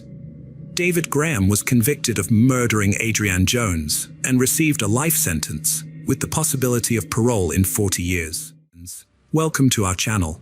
Today we're going to take a look at another horrible case with you. The case of Dalia DiPolito. On a sunny afternoon in Palm Beach, Florida, a man named Muhammad visited the local police department with a shocking story. He claimed that a woman, whom he knew only as Delilah, had approached him with an unusual and disturbing request. Muhammad alleged that Delilah had offered to hire him to commit a murder. While his story seemed plausible, Muhammad failed to provide one crucial detail: Delilah's last name. Despite this limitation, the Palm Beach Police Department took Muhammad's claim seriously and launched an investigation. The detectives were tasked with identifying the mysterious Delilah and determining who her husband was. To gather more information, they decided to use Muhammad as bait to set up a meeting with Delilah. They chose a local mobile gas station as the meeting location, given Muhammad's statement that Delilah lived nearby. At the designated meeting spot, the police set up several surveillance vehicles to monitor the encounter, hoping to gather evidence and piece together the puzzle surrounding Delilah's identity and motives. Before the woman arrived, the detectives briefed Muhammad on what to say to her. They secretly fitted him with a wire and recorder, allowing them to listen in on their conversation as it happened. As they continued to monitor the mobile gas station, the detectives focused on the interaction between Muhammad and a woman named Delilah. What surprised them was Delilah's appearance, which didn't fit the typical profile of someone who would want her husband killed. Delilah, an attractive woman wearing a skirt and tank top, got into the car with Muhammad. Muhammad, pretending to be hesitant, asked if it was worth having someone killed. Delilah replied that she couldn't divorce her husband because she feared he would retaliate if she tried to leave him and divide their assets. The woman told Muhammad that after her husband's murder, she intended to create an alibi by going to a different location such as Boca Raton. Muhammad then asked her if anyone would suspect her of involvement in her husband's death, and she confidently replied that no one would accuse her. The detectives were stunned by the woman's casual tone as she discussed hiring a hitman to kill her husband. As they continued to listen, they were horrified by the woman's nonchalant attitude, which made it seem like she was discussing a routine business deal rather than arranging for someone's murder. At one point, she even showed Muhammad photos of her husband, which further revealed her callous disregard for human life. During the conversation, the woman made a stunning admission to Muhammad, revealing that she planned to pay a hitman to kill her husband. This confession was a crucial breakthrough for the detective, as it confirmed the woman's involvement in soliciting a murder. However, the detective knew that to build a stronger case, they needed to gather more evidence. The woman told Muhammad that she would withdraw $1,000 in cash and hand it over to the hitman later. After discussing the plan with Muhammad, the woman left the mobile gas station and drove home.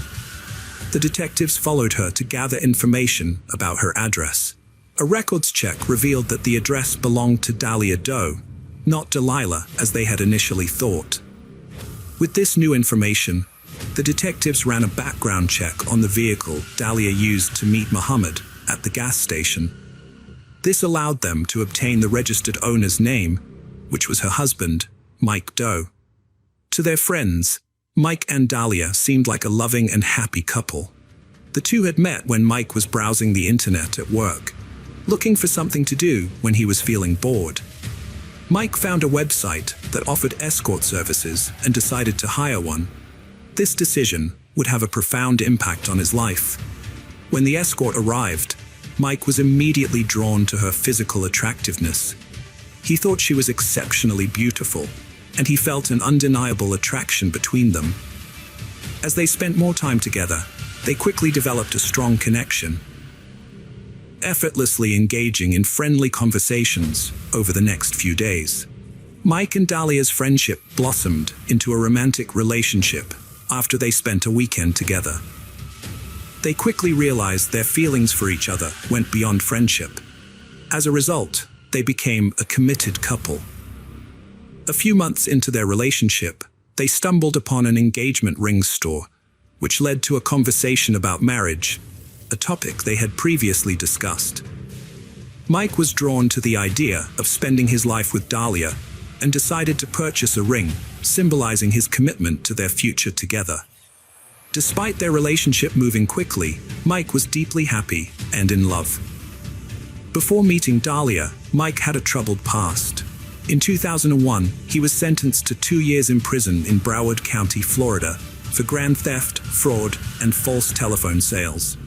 At the time, Mike was struggling with drug addiction and desperation for money, which he later acknowledged was no excuse for his mistakes.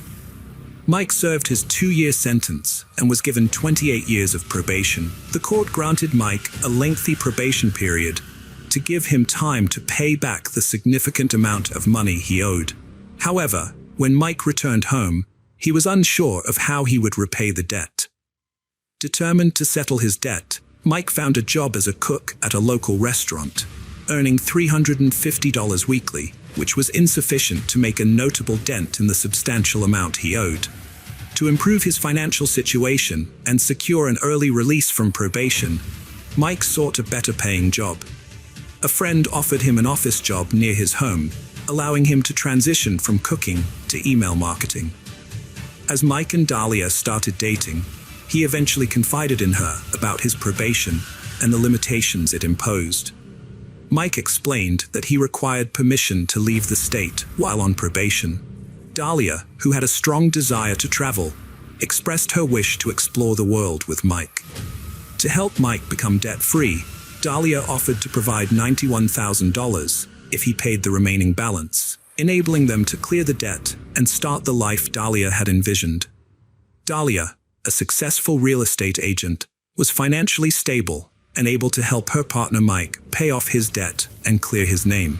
Mike consulted his attorney to understand the process and the attorney advised him to gather the necessary funds to be released from probation. To facilitate the payment, Dahlia and Mike agreed that she would send the money from her Bank of America account to the attorney. Dahlia informed Mike that she had transferred the funds, but when Mike followed up with the attorney, he was told that the payment had not been received. Mike waited a day and then asked Dahlia about the status of the transfer. However, Dahlia insisted that she had sent the money, leaving Mike frustrated and unsure about what was happening. Mike's concern grew, so he contacted his attorney again, only to be told that they still hadn't received anything. Dahlia claimed to have sent the money to the attorney, but couldn't explain the delay. 2 days had passed since the transaction, but the attorney remained without the funds.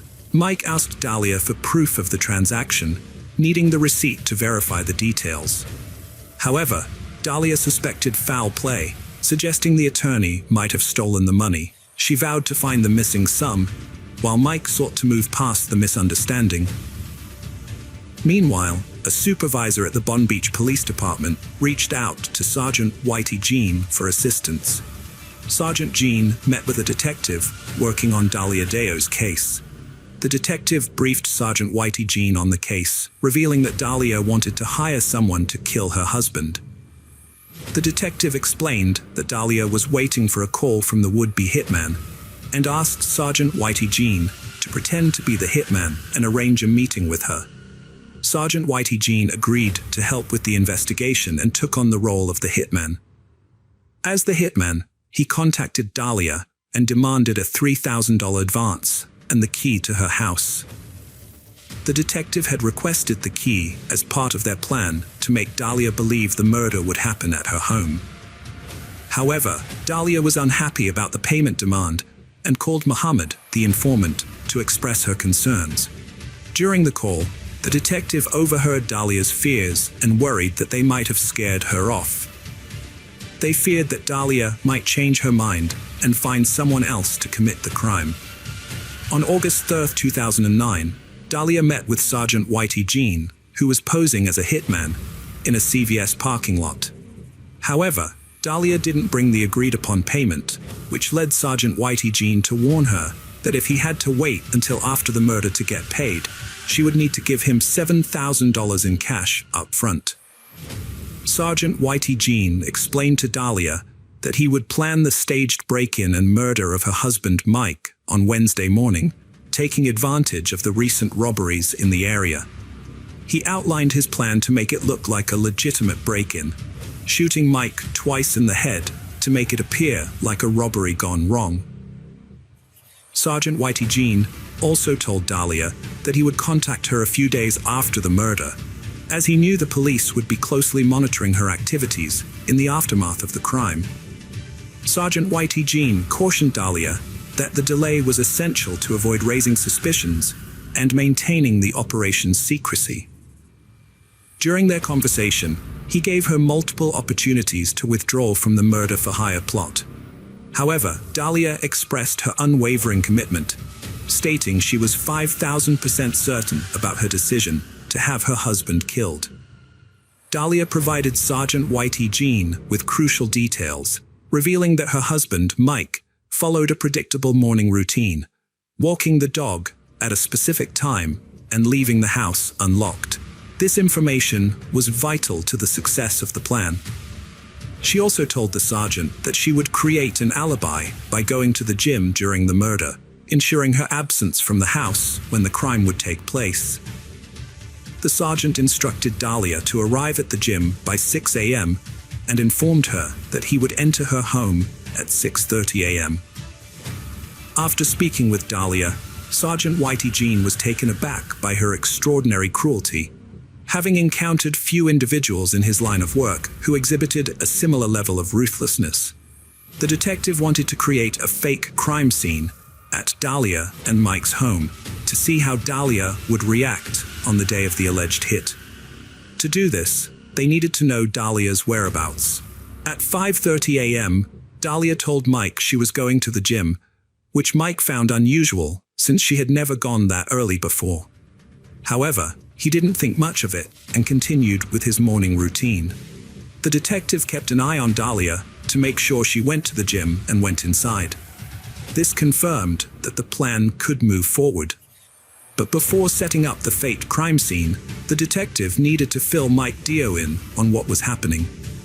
About 30 minutes after Dahlia left for the gym, loud banging noises were heard at Mike and Dahlia's house, prompting Mike to rush to the door. When he opened it, he was surprised to find several police officers standing there. Confused and worried, Mike asked them what was going on. The detective informed Mike that his wife, Dahlia, had tried to hire a hitman to kill him, but the hitman was actually an undercover cop. The entire situation was a setup to look like a murder-for-hire plot. Mike was in shock when the police told him that his wife had hired someone to kill him. The detectives took him to the police station, leaving his home to be staged as a crime scene with fake police tape and lights. The detectives then called Dahlia, telling her that they needed to question her about an incident involving her husband. When she arrived home, she found her house surrounded by police cars and crime scene tape. The detective told her that her husband had been murdered, and she broke down in tears. However, the detective noticed that Dahlia's reaction seemed unusual, as she didn't produce any tears.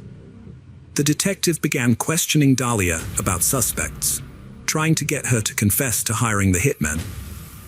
Dahlia claimed that her marriage was fine and that Mike's problems with probation and a stock fraud conviction might have led to his murder. Unbeknownst to her, Mike was watching from another room. The detective then revealed that they knew the truth behind the murder and brought in Sergeant Whitey Jean, who Dahlia claimed she didn't know. The detective arrested Dahlia for solicitation of murder, revealing that the hitman was an undercover cop. Mike was given the chance to confront Dahlia, but she refused to admit her guilt. Dahlia's trial took place on April 26, 2011, where Mike testified against her for 3 days. Her defense argued that the entire plot was a publicity stunt for a reality TV show, but Mike denied any involvement. Mike denied any interest in reality TV shows and claimed he had no involvement in Dahlia's alleged plot to kill him. He also stated he had no knowledge of public relations. After the trial, the jury found Dahlia guilty of solicitation to commit first-degree murder with a firearm, and she was sentenced to 20 years in prison. Mike was relieved by the verdict, but also felt a sense of closure, knowing justice had been served. However, Dahlia's attorneys appealed the conviction, citing a juror's remark about Dahlia poisoning Mike's Starbucks drink, which was not presented as evidence during the trial. The appellate court reversed the conviction, and a second trial was held. Despite the state's confidence in their case, the jury reached a hung verdict, resulting in a mistrial. A third trial was held, and Dahlia was again found guilty, this time receiving a 16-year prison sentence. Dahlia's defense team continued to appeal her conviction, but the Florida Supreme Court and the U.S. Supreme Court declined to review her case. Her attorneys plan to file a motion with a federal judge to review the third trial for constitutional violations, which would be their last chance to secure a new trial. Despite her conviction, Dahlia has become a respected figure in prison, leading a Bible study group and earning praise from fellow inmates. She is separated from her young son, who lives with his grandmother, and deeply misses being with him. Hello friends, welcome to our channel. Today, we're going to take a look at another horrible case with you. The case of Laci Peterson. Laci Rocha was born on May 4, 1975, to Sharon and Dennis, but her parents divorced when she and her older brother Brent were still young. After the divorce, Laci's mother married Ron, a dairy farmer, who became a father figure to her and played a significant role in her upbringing. Laci was a cheerful and outgoing person with an infectious smile and bubbly nature. She loved talking to people and was always eager to engage in conversations, which made her a natural attention seeker. She thrived in social situations and was known for her ability to light up a room with her presence. Growing up on a dairy farm, Laci developed a strong connection with nature. She spent much of her childhood exploring the outdoors, and enjoying the beauty that surrounded her. One of her favorite activities was gardening with her mother, which became a source of joy and fulfillment for both of them. Lassie's love for gardening would later influence her interests and career choices as an adult. Lassie was a cheerleader at Thomas Downey High School, which was a great fit for her outgoing and bubbly personality. She made a strong impression on her school and became the ideal cheerleader. After graduating, Lassie attended California Polytechnic University, where she studied ornamental horticulture due to her interest in plants and wildlife. Lassie frequently visited a friend who worked at a restaurant in Morro Bay. It was there that she met Scott Peterson, a co-worker of her friend. Lassie was immediately attracted to Scott and was smitten. She took the initiative and gave Scott her phone number. Scott quickly reached out, and they surprisingly hit it off during their first conversation. Scott then asked Lassie on their first date, a deep-sea fishing trip. However, things didn't go as planned for Lassie, who ended up getting seasick.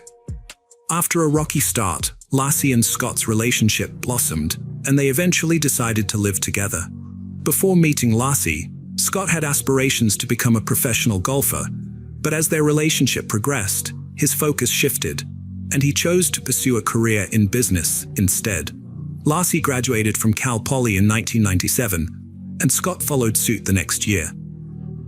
This milestone marked the beginning of a new era in their lives, full of promise and potential. On August 9, 1997, the couple tied the knot in Ayala Valley, San Luis Obispo County. The beautiful resort setting provided a stunning backdrop for their special day.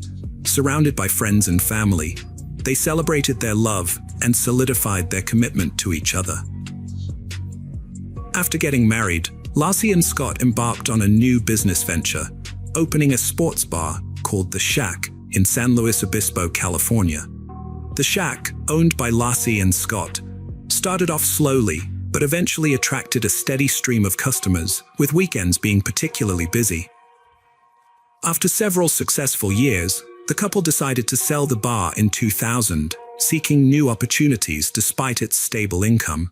Following the sale, they moved to Lassie's hometown of Modesto, California, and purchased a 3-bedroom, 2-bathroom home in an upscale neighborhood in October 2000. Lassie took on a part-time job as a substitute teacher, while Scott worked for a European fertilizer company. Lassie devoted herself to supporting Scott, taking care of the home, cooking, and cleaning. She made sure their home was always warm and inviting. In 2002, the couple received exciting news. Lassie was pregnant, and they were expecting a baby. Lassie and Scott were expecting a baby boy, with a due date set for February 10, 2003. They had already chosen the name Connor for their unborn child. On December 24, 2002, Scott stated that he left their house at 9:30 a.m. to go fishing at the Berkeley Marina. Scott said he left Lassie at home on Christmas Eve morning with a busy day ahead of her. She was planning to watch a Martha Stewart show, clean the floor, bake Christmas cookies, and walk their dog, Mackenzie, at the park. However, one of their neighbors found Mackenzie wandering outside their home around 10:30 a.m. and returned the dog to their backyard. When Scott came home from fishing that afternoon, he said the house was empty, with Mackenzie in the yard, but no sign of Lassie. Her car was still parked in the driveway. Scott claimed he showered and washed his dirty fishing clothes as soon as he got home. After his shower, Scott realized Lassie was missing and became concerned. He called her mother and stepfather, Sharon and Ron, but they hadn't heard from her all day and were worried about her safety. As the day went on and Lassie remained missing, Scott and Sharon decided to report her disappearance to the police around 6 p.m. They stressed to the police how urgent it was to find Lassie, who was 7 months pregnant with their baby, Connor. The police then questioned Scott about his whereabouts and activities on the day Lassie vanished. Scott told police he went fishing at the Berkeley Marina, about 90 miles from his home in Modesto, where he lived with his pregnant wife Lassie. However, from the start, police suspected foul play in Lassie's disappearance. Initially, police didn't treat Lassie's case as suspicious after Scott and his mother-in-law filed a missing person report. Lacey's family defended Scott, and the couple seemed perfect, making it hard to imagine Scott harming his wife. As the investigation continued, police grew suspicious of Scott. About a month after Lacey vanished, they made a stunning discovery.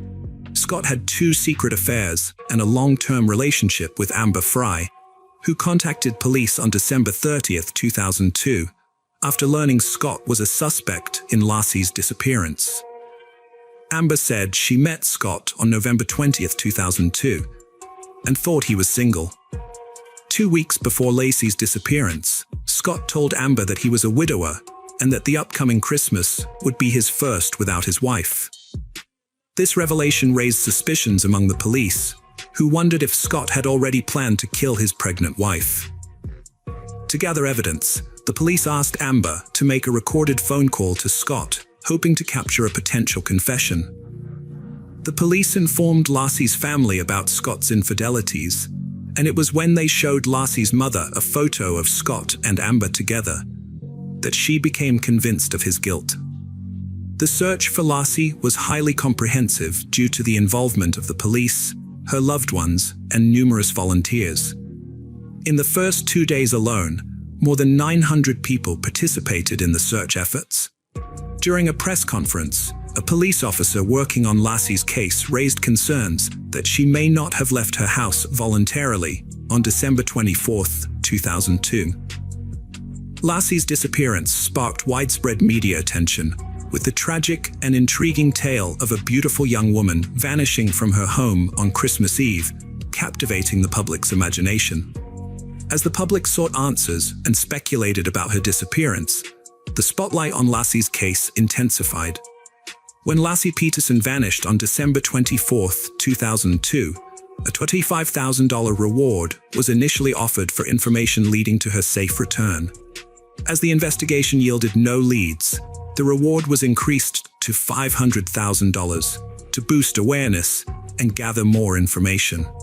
To keep Lassie's case in the public eye, posters were prominently displayed in Modesto, California, and a friend's husband created a website to spread the word.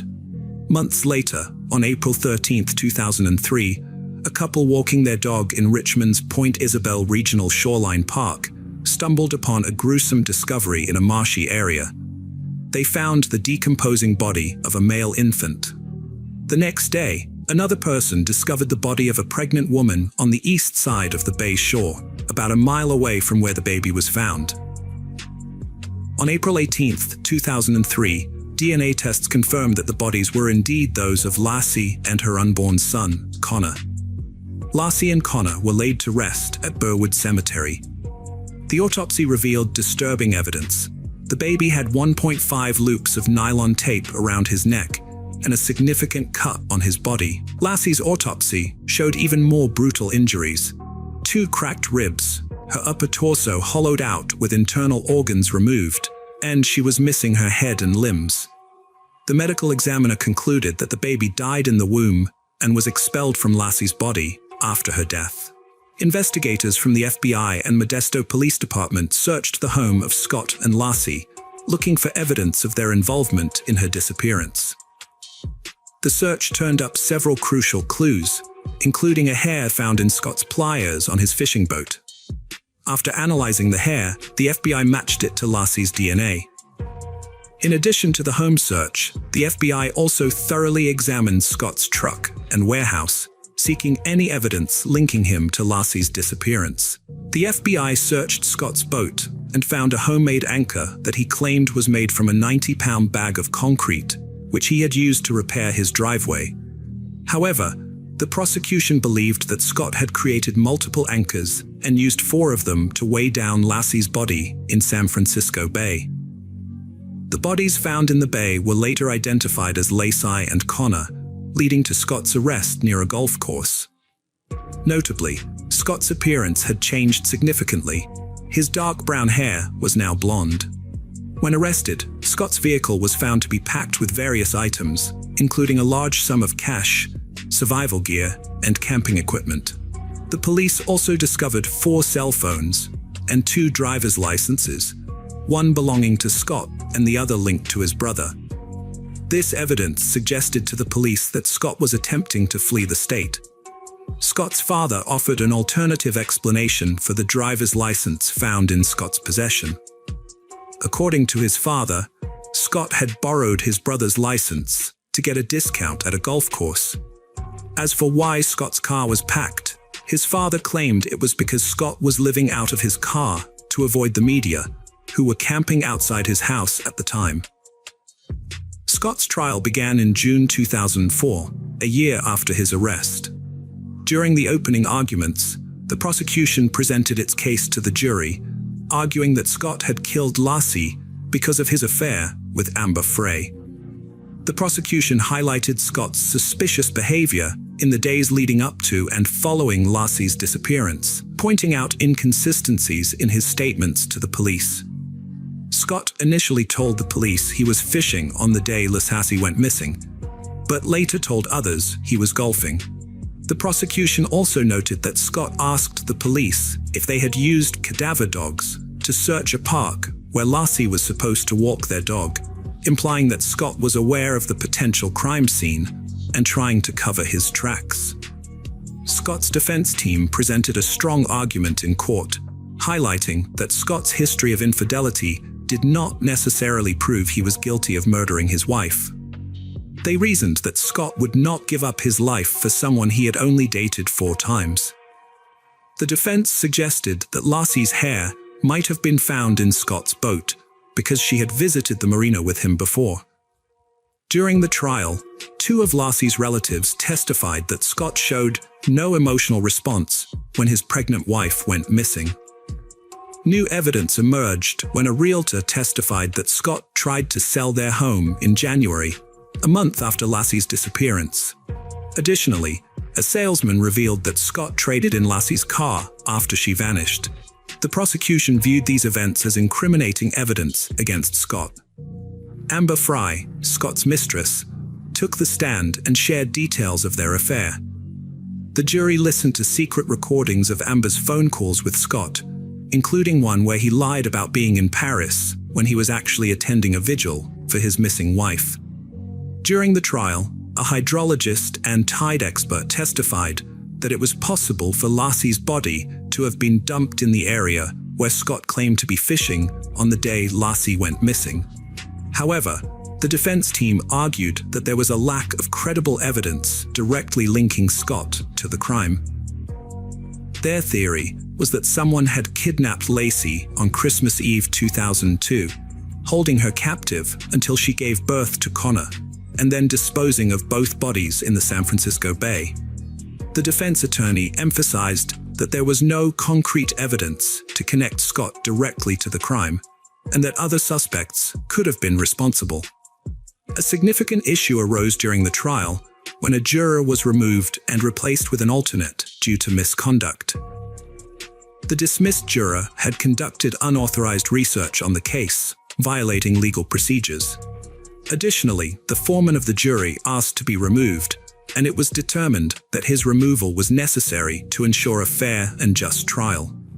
On November 12, 2004, a California jury found Scott guilty of 2 murder counts: first-degree murder for killing his wife Lassie, and second-degree murder for killing their unborn son Connor. The charge of first-degree murder for Lassie's killing carried special circumstances because of the involvement of the fetus, making Scott eligible for the death penalty. After his conviction, the trial entered the penalty phase to determine his punishment. In this phase, the jury considered various factors, including Scott's prior criminal history, circumstances that aggravated the crime, and circumstances that mitigated it. The jury unanimously agreed that Scott should receive the death penalty. After reviewing the evidence, the judge upheld the jury's verdict. He concluded that Lassie's murder was cruel, uncaring, heartless, and callous, which led to Scott being sentenced to death. As is automatic in such cases, the sentence was appealed, and the California Supreme Court heard the case in June 2020. During the appeal, Scott's lawyers presented several arguments. They claimed that some potential jurors were unfairly dismissed, that 2 jurors were improperly allowed onto Scott's boat, and that the trial should have been moved to a different county due to biased questionnaire results, which showed that almost half of the potential jurors thought Scott was guilty before the trial even started. The state countered that there was no evidence to support the claim that any juror was unfairly dismissed, and that none of the 12 jurors who ultimately decided Scott's fate were biased. In August 2020, the United States Supreme Court upheld Scott's conviction, but overturned his death sentence. In 2004, a judge sentenced Scott to life in prison without parole, which led to his transfer from San Quentin State Prison to Mule Creek State Prison in Ione, California. Around the same time, on April 1, 2004, President George W. Bush signed the Unborn Victims of Violence Act, UVVA, into law. Lassie's mother and stepfather attended the signing ceremony.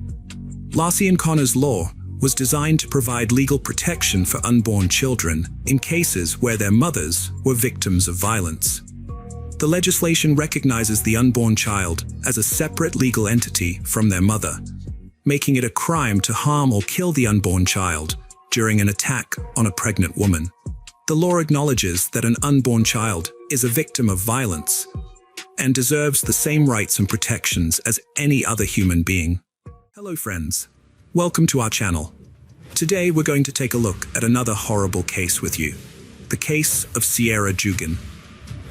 Sierra Jugan was a bright and cheerful young woman who spread joy and laughter wherever she went.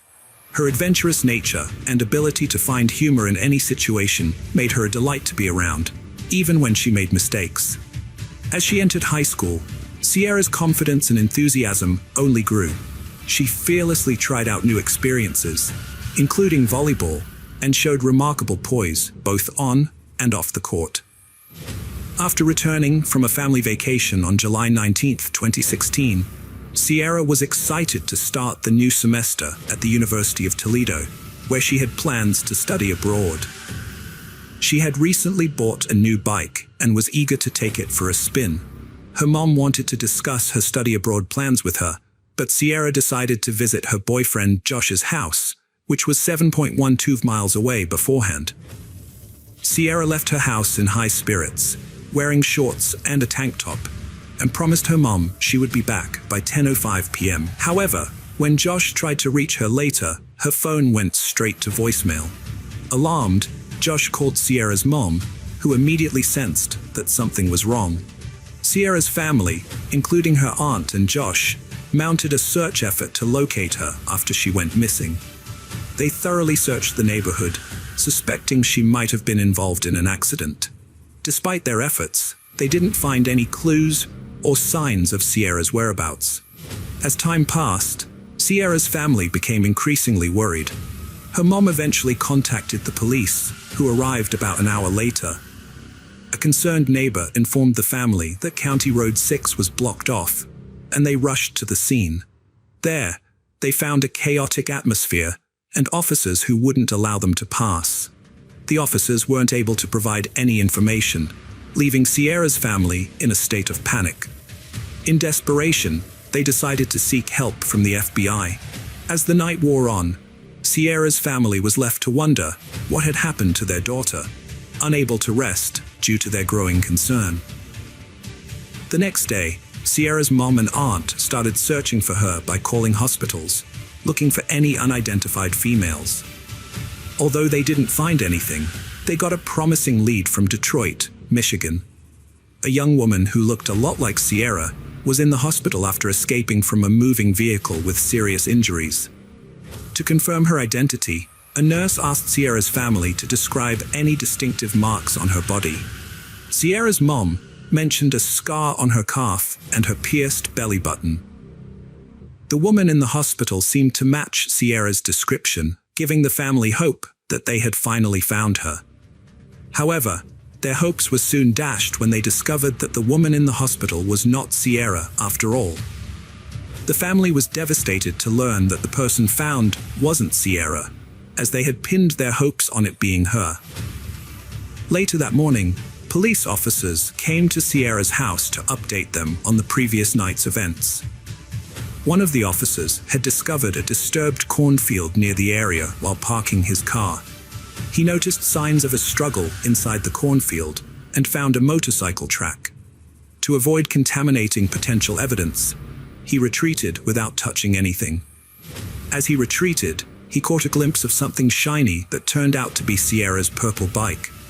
Further investigation revealed several items at the scene, including male and female sunglasses, a bloody sock, and a screwdriver. Based on these findings, the police believed that Sierra had likely been abducted from that location.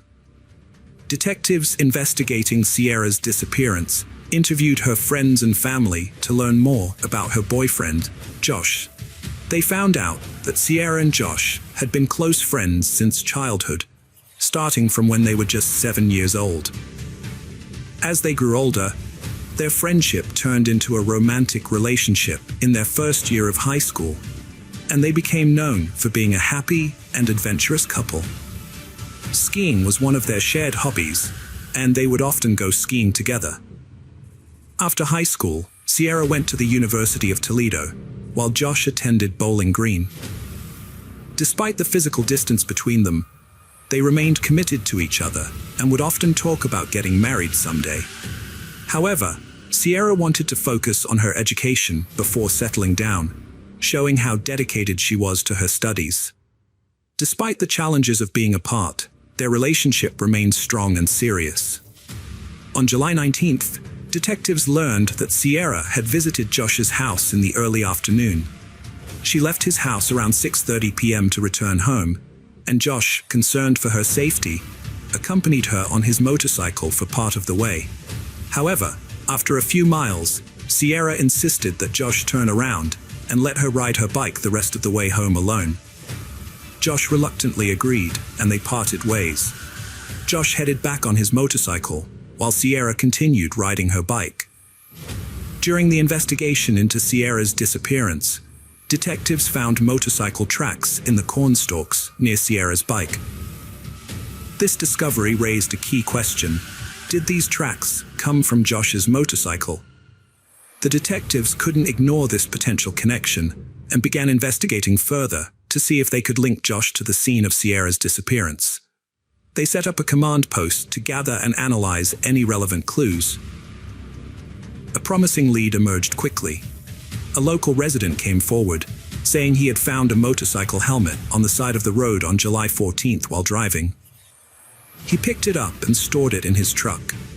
After learning about Sierra's disappearance, he examined the helmet more closely and discovered red stains that appeared to be blood. The helmet was found in the same general area where Sierra's bike was discovered in the cornfield.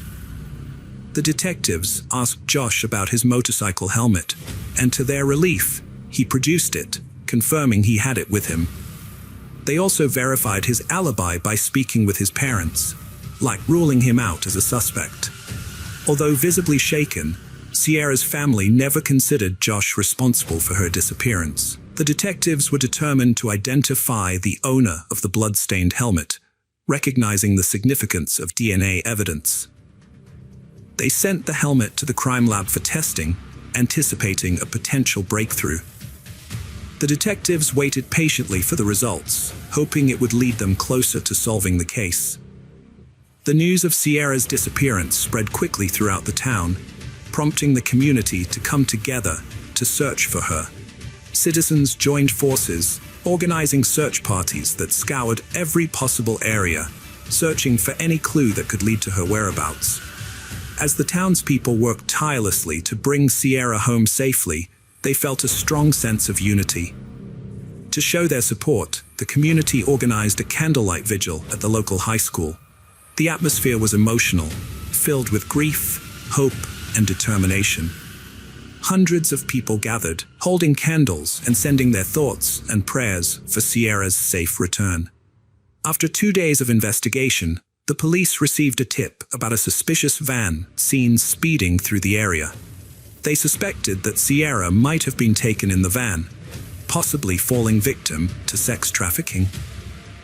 The police received a tip about a license plate number linked to a van that was speeding through the area where Sierra went missing.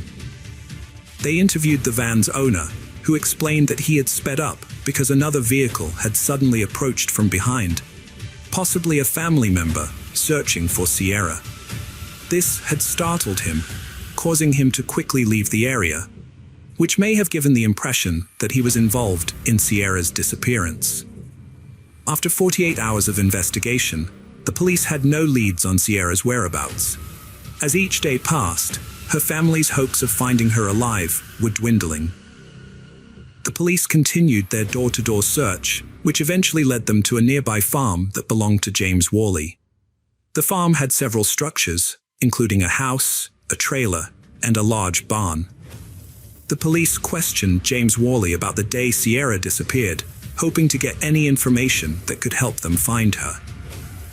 To the detectives' surprise, James revealed that he had been riding his motorcycle on the day Sierra went missing. However, he claimed that his bike had broken down, causing him to lose some items, including a screwdriver and his helmet. The detectives were stunned, as these were the same items found at the scene of Sierra's abduction. This revelation raised significant suspicions about James. The detectives were determined to investigate further and questioned James about Sierra's disappearance. They noticed scratches on his face, indicating that he had been involved in a struggle.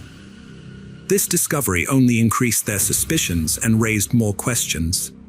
They wondered if the scratches were the result of a confrontation with Sierra. The detectives decided to investigate James's background, hoping to uncover relevant information. What they discovered sent chills down their spines. James had a dark criminal history, including a previous attempt to abduct a 26-year-old woman named Robin Garder on July 4, 1989. On that day, Robin was getting ready for a neighborhood picnic when she decided to go for a bike ride. As she rode, she became thirsty and contemplated returning home. However, before she could make that decision, a car approached from behind and collided with her bike. The impact sent Robin flying into a nearby ditch. The driver, who later turned out to be James, approached Robin and asked if she was okay. However, he soon revealed sinister intentions, striking her in the back of the head and threatening her life with a screwdriver. He forced her into his car, attempting to handcuff her. Robin resisted fiercely, preventing him from securing the second cuff.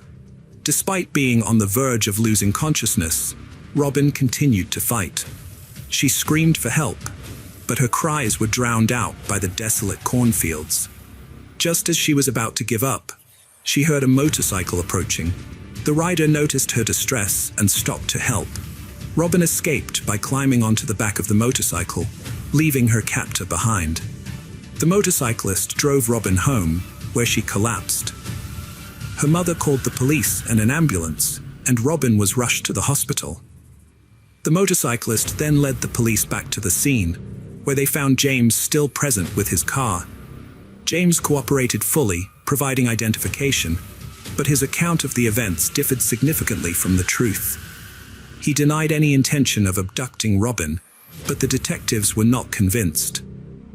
James Worley claimed that he had to restrain Robin with handcuffs after a bike accident to prevent her from harming herself, not to harm her. He said he was concerned about her well-being and wanted to get her help. However, James had a dark past. In 1989, he was arrested for trying to kidnap Robin and was found guilty, receiving a 6 to 10-year sentence. Due to good behavior, he was released after 3 years. When Robin learned of his release, she was terrified, fearing he might harm her again. The police had reason to suspect James in Sierra's disappearance, given his criminal history. They obtained a search warrant for his residence, which he shared with his mother. Initially, nothing seemed out of the ordinary, but upon inspecting his expansive backyard, they found a suspicious barn. Inside the barn, they discovered a small green crate containing labeled and sealed bags of women's clothing, including a pair of bloody purple panties. The detectives also found a hidden freezer, air mattress with stains, zip ties, duct tape, and handcuffs. James claimed the items were for a porn business, but the evidence suggested otherwise. The police collected all the items for DNA testing, and the evidence led to James's arrest for Sierra's murder. The investigation continued, with the police searching every inch of James's property, including a pond, which they drained to search for evidence. The question on everyone's mind was, where was Sierra's body? The detectives expanded their investigation to the attic's front insulation and neighboring properties, recognizing that evidence might have been dispersed beyond James's property. They thoroughly explored all leads. A farmer reported a suspicious area in his field where the corn seemed matted down, with a nearby mound of dirt that resembled a potential grave. The farmer's concerns were heightened due to the ongoing search for Sierra, so he quickly contacted the police. The police responded promptly, noticing a fresh pile of dirt that fueled their suspicions. They carefully processed the area, avoiding potential evidence disturbance. Despite their thorough search, no clues were found regarding Sierra's whereabouts. The detectives then searched adjacent farms using drones and helicopters to cover more ground. They soon discovered a mound of dirt with freshly matted corn, with trained dogs indicating a potential crime scene. As they dug, they made a grim discovery: human remains, later confirmed to be Sierra's body. Tragically, her hands were bound behind her back, and her feet were tied to handcuffs. An object was lodged in her mouth, restricting her airway, which ultimately led to her death. The devastating news was delivered to the Sierra family that night. The family was overwhelmed with grief, and their sorrow was palpable. 1 month after the abduction and murder, James Worley was indicted on 19 counts, including kidnapping and aggravated murder. 2 years later, Worley stood trial, pleading not guilty despite overwhelming evidence. The state presented a terrifying story over 8 intense days, and the jury deliberated for 6 hours before finding Worley guilty on all counts related to Sierra's murder. The sentence imposed was death. Hello friends, welcome to our channel. Today we're going to take a look at another horrible case with you. The case of Jamie Melgar. Sandra Melgar often lies in her small prison cell, reflecting on the unexpected turns her life has taken. She never imagined she'd become a widow and a suspect in her husband's murder. A year and a half after his tragic death, a grand jury indicted her. And nearly 5 years later, a jury convicted her based solely on circumstantial evidence. There was no clear motive or physical proof linking her to the crime. Since her husband's passing, every day has been a living nightmare for Sandra, now 59. Sometimes, she still expects to go back home and catches herself wanting to share things with him, only to remember he's gone. In a recent interview, Sandra's blue eyes were red and puffy from crying. She said with tears streaming down her pale cheeks that it didn't feel like he was really gone, and that it was like he was just away on a trip. She paused, then continued that she tried not to dwell on it, and knew she would see him again. For the past 10 months, Sandra had been imprisoned at the William P. Hobby Unit, a women's prison in the Texas countryside. Sandra maintains contact with her friends and family, many of whom still believe she is innocent. Despite the difficulties of communicating in a noisy prison environment and her soft voice, she regularly talks to her daughter, Elizabeth Liz Melgar Rose. Sandra also writes letters to her friends, who keep her updated about her Pomeranian, Lola, who was at home on the night of the incident.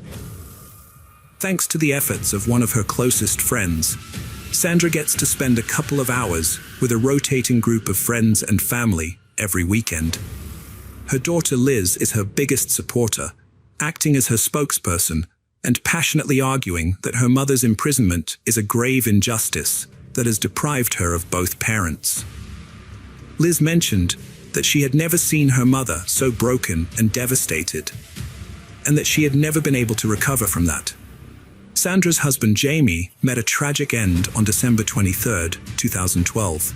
Sandra has no memory of that night, which has raised suspicions among investigators. However, she maintains her innocence, insisting she did not commit the crime. As Sandra sits in her prison cell, her thoughts often go back to the evening of their 32nd wedding anniversary, on December 23, 2012. That night, she and Jamie had celebrated together. Later, she was awoken by their barking dogs to find herself bound and gagged on the closet floor, her head throbbing and her body aching.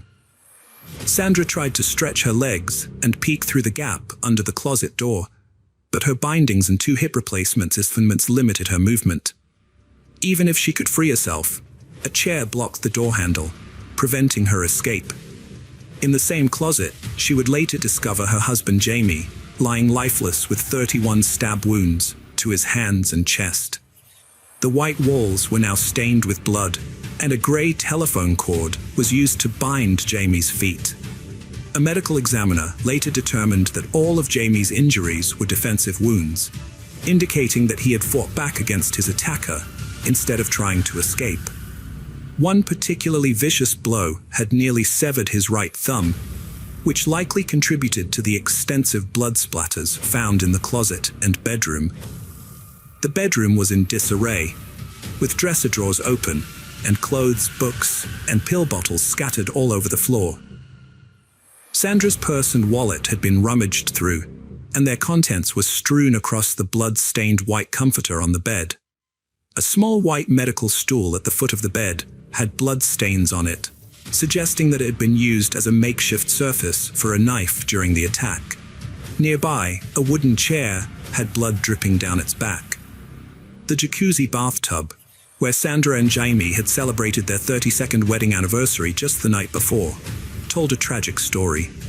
A blood-stained white blouse, a green towel, and a silver chef knife with a 6-inch blade covered in blood droplets in every crevice were found in the bathtub, revealing the chilling details of the events that had unfolded.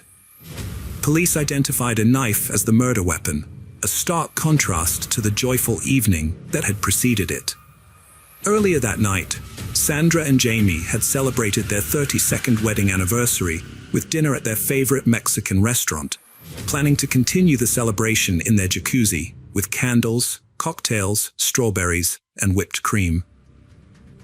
After more than 3 decades together, Jaime and Sandra remained deeply in love, as Sandra would later tell the authorities. They had met in their senior year at Lamar High School, where Jamie was immediately smitten with the 17-year-old Sandra, who had blue eyes and blonde hair. Sandra was drawn to his sense of humor, intelligence, and kind nature, while Jamie admired her intelligence, down-to-earth personality, and humility. Before long, they became extremely close, and 2 years after graduating from high school, they got married in a simple ceremony at a courthouse in downtown Houston. On their anniversary, Sandra and Jamie relaxed in their jacuzzi, reflecting on their past and future. They dreamed of traveling, visiting the Grand Canyon, Ireland, and seeing the Northern Lights. With Jamie's retirement from the Houston Independent School District approaching, they envisioned a beachfront property to settle down after their adventures. Sandra and her husband Jamie spent a romantic evening together, giving each other massages and relaxing in the jacuzzi. However, their peaceful night was interrupted by their dogs barking. Jamie got out of the bathroom to take care of the dogs, and that was the last time Sandra saw him alive. Meanwhile, Jamie's brother Herman was waiting outside the house, wondering why no one was answering the door. Herman and his family had been invited over for dinner, but Jamie and Sandra weren't responding to calls or the doorbell. Herman found it strange, especially since Jamie's truck was still in the driveway and Sandra's car was parked in the open garage. Herman told his family to wait by the front door while he went to the backyard to take a look. He noticed a plastic tarp hanging from the pergola on the back porch, which was evidence of Jamie's recent DIY project. Herman then went back to the front yard and decided to check the laundry room door inside the garage.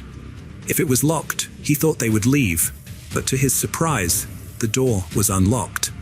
He entered the house, finding it dimly lit, gray, and stuffy, with all the blinds closed. As he opened the front door, the dogs started barking and jumping around, creating an unsettling atmosphere. That was when they heard muffled screams. Herman rushed to the back of the house and found a large chair blocking the closet door in the bathroom. Inside, he found Sandra lying on the floor in a black satin nightgown, screaming for help. Herman and his wife Maria worked to free Sandra from the tight restraints that bound her arms and legs. To help, Herman got a pair of scissors from the bathroom. Meanwhile, Sandra repeatedly asked, "Where's Jamie?" She had visible bruises on her arms, including a dark one on her left bicep. After Herman and Maria finally freed her, Sandra rushed into the bedroom and found Jamie's lifeless body hidden in the closet, his feet sticking out. Despite it being clear that he was dead, given his cold, pale, and naked body, she still checked for a pulse. Sandra put a blue jacket on her injured husband Jamie, and with Maria's help, got him back to the bathroom. When the paramedics arrived, Sandra was extremely distraught, making it hard for her to talk to the first paramedic, Stephanie Roberts. According to Roberts' report, Sandra was in shock, crying periodically, and had lost track of time. Her last clear memory was around 1 a.m., and she was unaware that 15 hours had passed. The police noticed bruises on Sandra's hands and arms, as well as a small scratch on her left thumb, but no visible blood. Sandra told the police that after Jamie let the dogs in, she got out of the bathtub and went to her closet to get dressed. Then, she claimed to have no memory until she woke up in the closet at an unknown time, eventually screaming for help, but possibly falling back asleep due to a seizure. Sandra had several serious medical conditions, including lupus, rheumatoid arthritis, and grand mal seizures, which had forced her to resign from her job as a licensed vocational nurse. In the weeks leading up to Jamie's murder, Sandra experienced warning signs of an impending seizure, known as auras. After a seizure, she would sleep for hours, then wake up feeling disoriented, confused, and in pain. During the investigation, Sandra was questioned by Sheriff Sergeants Shah Kazal and James Duay at the Harris County Sheriff's Office. Sandra felt uncomfortable in the cold interrogation room and asked to take a polygraph test, despite feeling cold and shaky. The 3-hour interrogation focused on the 36 hours leading up to Jamie's death. Sandra spoke softly and complained of having a headache. She recalled specific details about her activities, such as removing her boots in the bedroom and their conversation in the jacuzzi. However, she struggled to remember other details, and her memory was unclear. Sandra initially said Jamie had left her alone for 15 minutes to let the dogs in before she got out of the jacuzzi. Later, she thought it might have been around 5 minutes. She admitted to being bad at keeping track of time and was just making guesses about the timeline. When asked about their future plans, Sandra became overwhelmed and burst into tears. Kazal suggested that Sandra might have been involved in Jamie's death, which prompted Sandra to ask for a lawyer, saying she wasn't going to answer any more questions because she felt confused.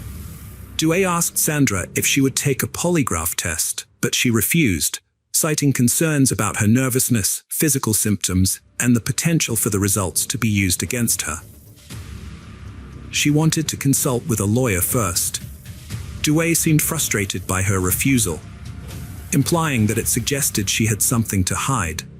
He warned Sandra that the investigation would be thorough and that they would gather information about her, her husband, and their relationships with neighbors and family members. Sandra hoped the investigation would focus on someone else, insisting she wasn't involved in Jamie's murder. When asked about her relationship with her husband, she described it as great, even better lately. As the interrogation neared its end, the detectives grew frustrated with Sandra's claims of having no memory of the events.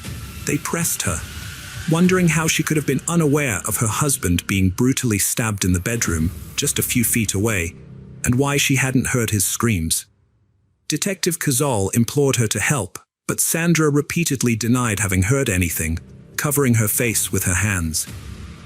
Kazal and Duay left the cold, confined room, leaving Sandra crying with her face in her hands. Later, Kazal contacted the Harris County District Attorney's Office to file murder charges against Sandra. However, the DA's office ultimately decided not to pursue those charges due to a lack of evidence. 2 days after the murder, Liz met with Kazal and Duay, telling them that various items were missing from the house, including a TV and medication. She also shared information about her mother's health issues and seizures. Unfortunately, this meeting didn't lead to any significant breakthroughs in the case. Liz continued to call the authorities, asking about the progress of the investigation, but eventually, they stopped responding to her calls. A year and a half later, Sandra was quietly indicted for Jamie's murder by a grand jury. However, the grand jury proceedings were kept secret, leaving the public unaware of the discussions and evidence presented. Sandra's case moved slowly, passing from one prosecutor to another over the next 3 years. Finally, it landed on Colleen Barnett's desk in May 2017. Barnett was a seasoned prosecutor, with a reputation for being diligent and fair.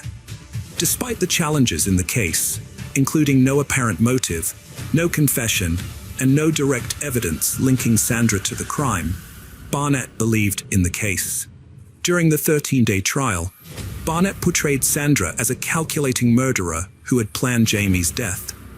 She claimed that Sandra had tied Jamie's feet with a grey telephone cord and then stabbed him with a knife. Barnett also highlighted the presence of a bag of sex toys found on the bed, which Sandra later claimed was a gag gift from a friend. Although Barnett couldn't pinpoint a motive for Sandra's actions, she presented various theories, including Jamie's life insurance policy and Sandra's supposed desire to end their marriage. Sandra's attorney, George Sechrist, presented a different perspective on the case, arguing that Sandra was a victim of investigators who had prematurely settled on a theory. He claimed that the lack of physical evidence connecting Sandra to the crime, including the absence of her blood at the scene and cuts on her hands, suggested that she was not involved. Instead, Sechrist proposed that Sandra had fallen prey to a home invasion, suffered a head injury, and was bound in her closet while intruders killed her husband. Prosecutor Barnett countered with expert testimony from Celestina Rossi, a blood spatter analyst and crime scene reconstructionist.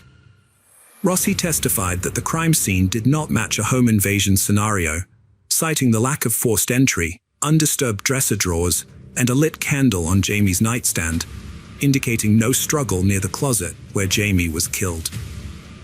The majority of the blood was confined to the closet, with spatter on a chair, medical stool, and comforter, which Rossi attributed to the injury to Jamie's artery.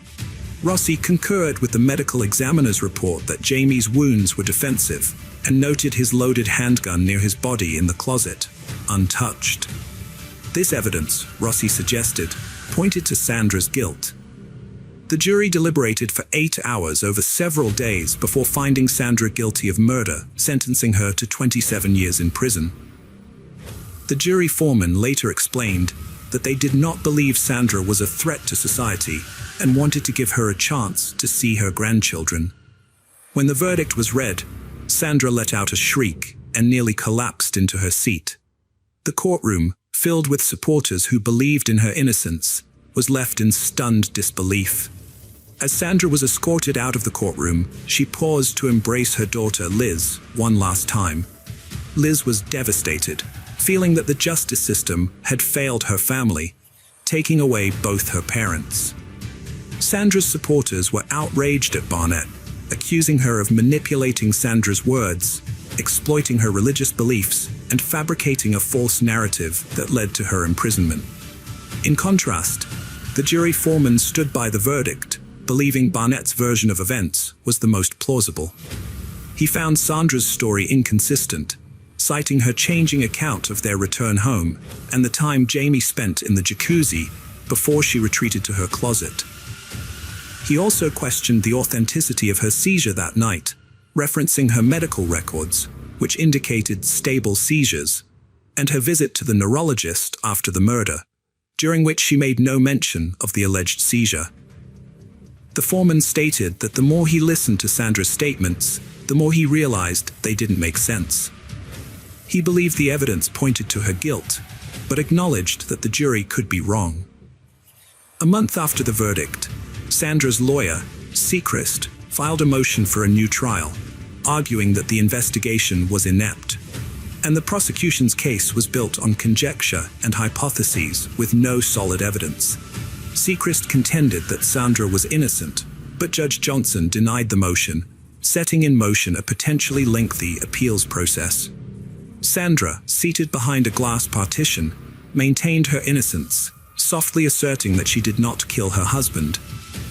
When asked who might have committed the crime, she replied, "I wish I knew." She clings to hope for a future release, whether through a successful appeal or parole, which she will be eligible for in 2031, when she will be 71 years old. Hello friends, welcome to our channel. Today we're going to take a look at another horrible case with you, the case of Tina Watson. Tina Watson was born in West Germany on February 13, 1977. She was adopted by Tommy and Cindy Thomas on January 24, 1980. Tina met her future husband, Gabe Watson, while attending the University of Alabama in Birmingham, and they started dating in January 2001. Tina was diagnosed with a heart condition called paroxysmal supraventricular tachycardia, PSVT. Despite this, she took diving lessons in January 2003 and earned her certification before marrying Gabe on October 11, 2003. At the time of their wedding, Gabe was a qualified rescue diver with 55 dives under his belt, while Tina had only dived 5 times. As Tina and Gabe's wedding day approached, Tina's anxiety grew.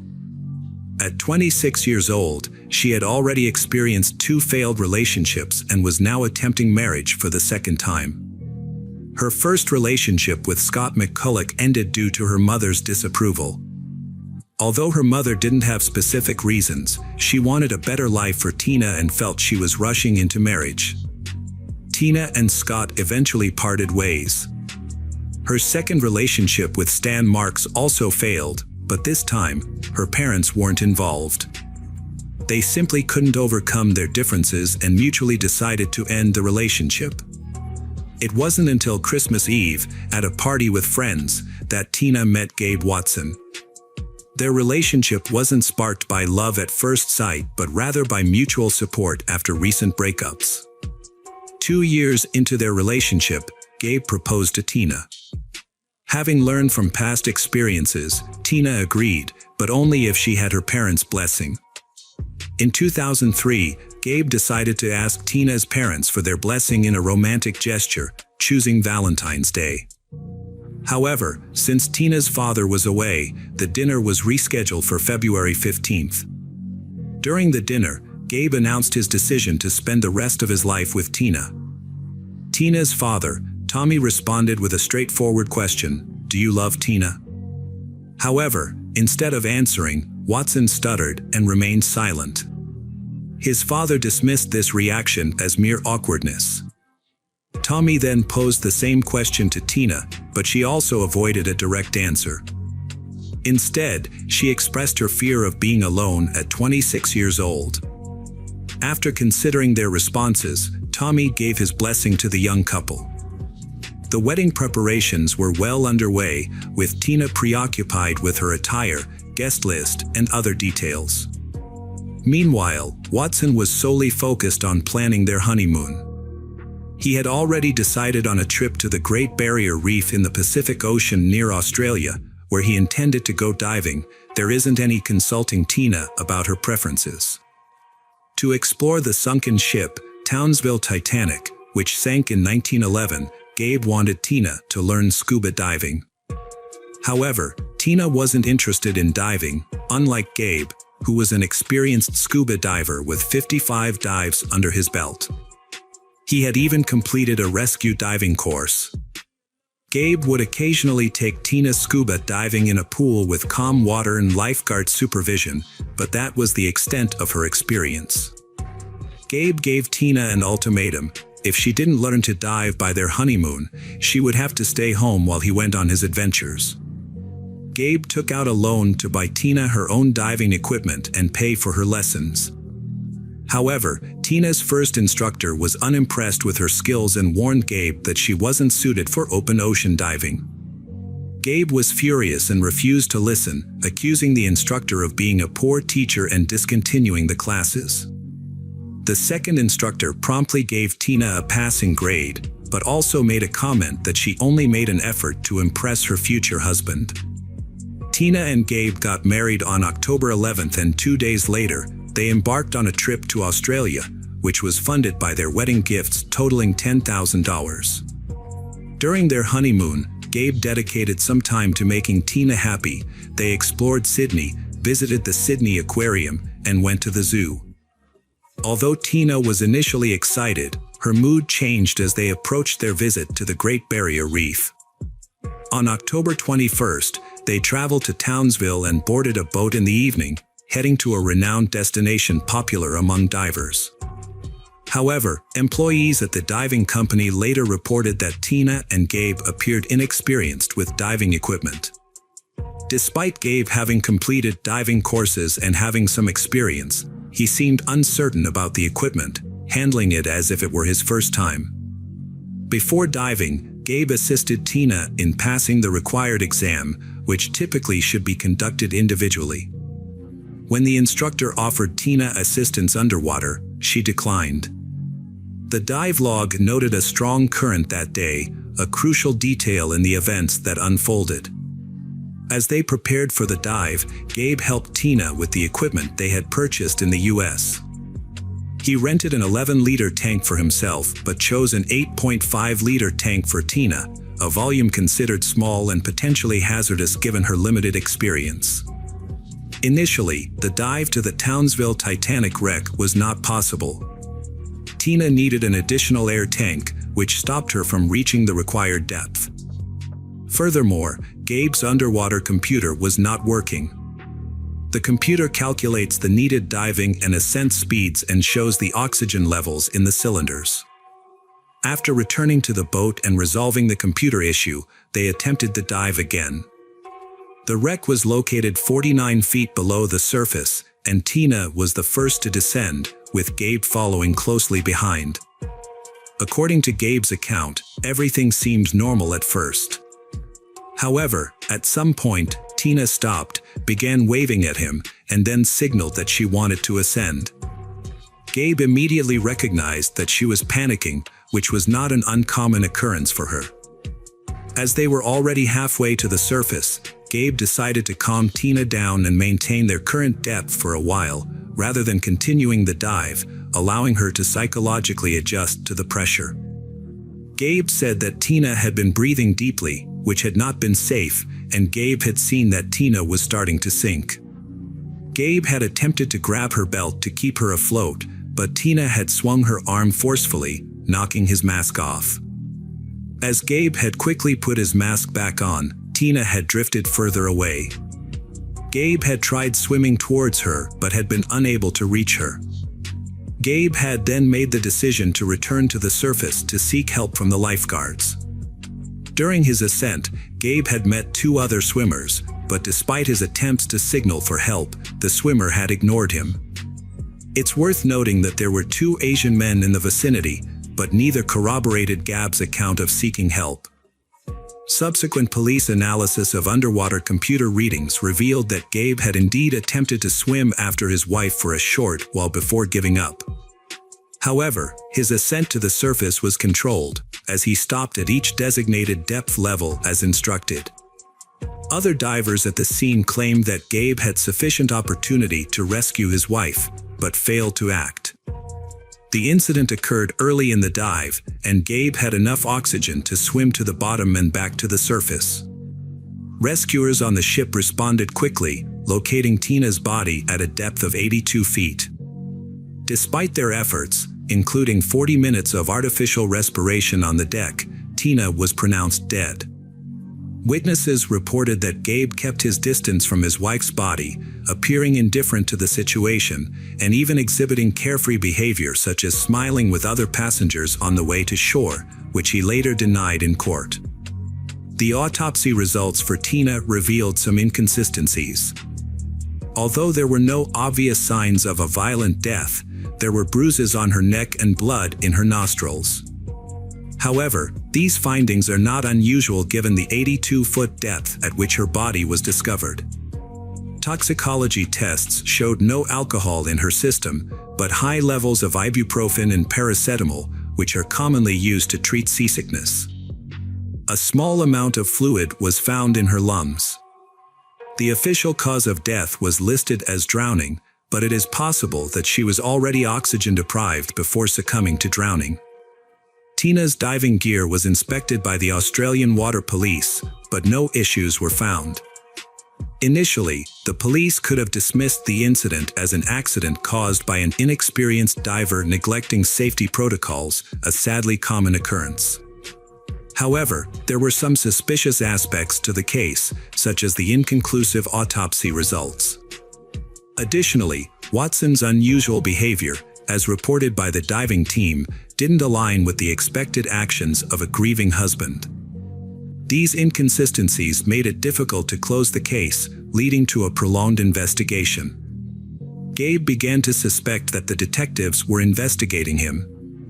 Furthermore, Tina's parents refused to accept the incident as a tragic accident and sought to hold their son-in-law accountable, either for their daughter's death or for failing to assist her. The police observed that the suspect, Gabe, was in a state of shock. He displayed erratic behavior, crying and laughing uncontrollably, and twitching nervously.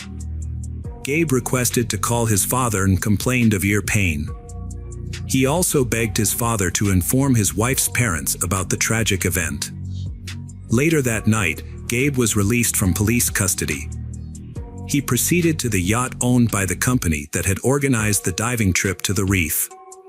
Gabe asked the company for a place to stay for the night, citing that the trip was initially supposed to last 2 days but was cut short due to his wife's death. He also requested a partial refund for the dive, as he never got to see the sunken ship. On October 24th, Gabe's mother arrived in Townsville to support her son and help him find a lawyer. At Gabe's request, they visited the morgue, where he wanted to see his wife one last time. Although Gabe was still considered a suspect, his actions were those of a grieving husband. He cried, held his wife's hand, and begged for her forgiveness, unaware that a police officer was standing outside, recording his actions on a tape recorder. Detective Lawrence questioned Gabe in court about his earlier statement next to Tina at the morgue, "I didn't mean to hurt you." Lawrence sought clarification on what Gabe meant by it. Gabe had been traveling home with his wife's body and had a layover in Oakland. During this time, he sought medical attention for a sore ear and was held for evaluation at the airport. The investigation suggested that Gabe did this to avoid meeting Tina's father. However, it was revealed that ear problems are common among divers, which may have explained Gabe's condition. At Tina's funeral on November 5th, Gabe met with his father-in-law, Watson. In a visible gesture, Gabe removed his wife's wedding ring and placed it on his finger, covering his own ring. He also removed her earrings and handed them to Watson. After this encounter, the Thomas family did not interact with Gabe again that day. Later in the trial, Gabe was questioned about removing his wife's jewelry during her funeral. He simply smiled and shrugged, seemingly unwilling to confirm or deny it. Those who knew Gabe had mixed opinions about his character. Some found him to be kind and amusing, while others considered him cruel and controlling. However, they all agreed that Gabe and his wife, Tina, appeared unhappy together. Tina's friends corroborated what she had shared with her father at a family dinner on February 15th, that she had married Gabe out of fear of being alone and that this decision ultimately led to her demise. Furthermore, one of Tina's friends revealed that Tina had confided in her about being taken to an insurance company by Gabe, where she was forced to purchase a life insurance policy at an inflated rate, naming Gabe as the beneficiary. This account was verified by the insurance agent, who confirmed the details. The cab driver who drove Gabe and Tina to their yacht also testified that Tina had cried throughout the ride, while Gabe ignored her. Another friend of Tina's, Amanda Phillips, came forward with a disturbing story that shed more light on the true nature of Gabe and Tina's relationship. It was revealed that Gabe had secretly recorded Tina using the bathroom, edited the footage, and incorporated it into a Christmas celebration video. That would have been acceptable, but he chose to do it in front of a full house of guests during a general viewing. As everyone tried to explain to him that his actions were in poor taste, he laughed loudly while they gestured in frustration, tapping their fingers against their temples. Although removing jewelry during a funeral may seem like a shocking and condemnatory act by Gabe, a more disturbing incident occurred in 2008. During the trial, the jury was shown footage of Watson visiting Tina's grave, taking all the flowers, and carrying them away. The flowers were later found in a nearby trash can. Tina's father had noticed the missing flowers and set up a hidden camera among the monuments to catch the thief. However, he was shocked to see Gabe on the tape and was outraged by his actions. In court, Gabe claimed that he and his wife had discussed their own death on an extreme honeymoon and that she had requested no flowers on her grave. This excuse sounded strange and unlikely. Gabe claimed that Tina drowned while he attempted to put a mask on her face underwater. However, it was later revealed that this was impossible without an additional air source, which in this case was Tina's oxygen supply. In November 2008, Australian authorities arrested Gabe. His trial began on June 5, 2009, where he pleaded guilty to failing to save his wife.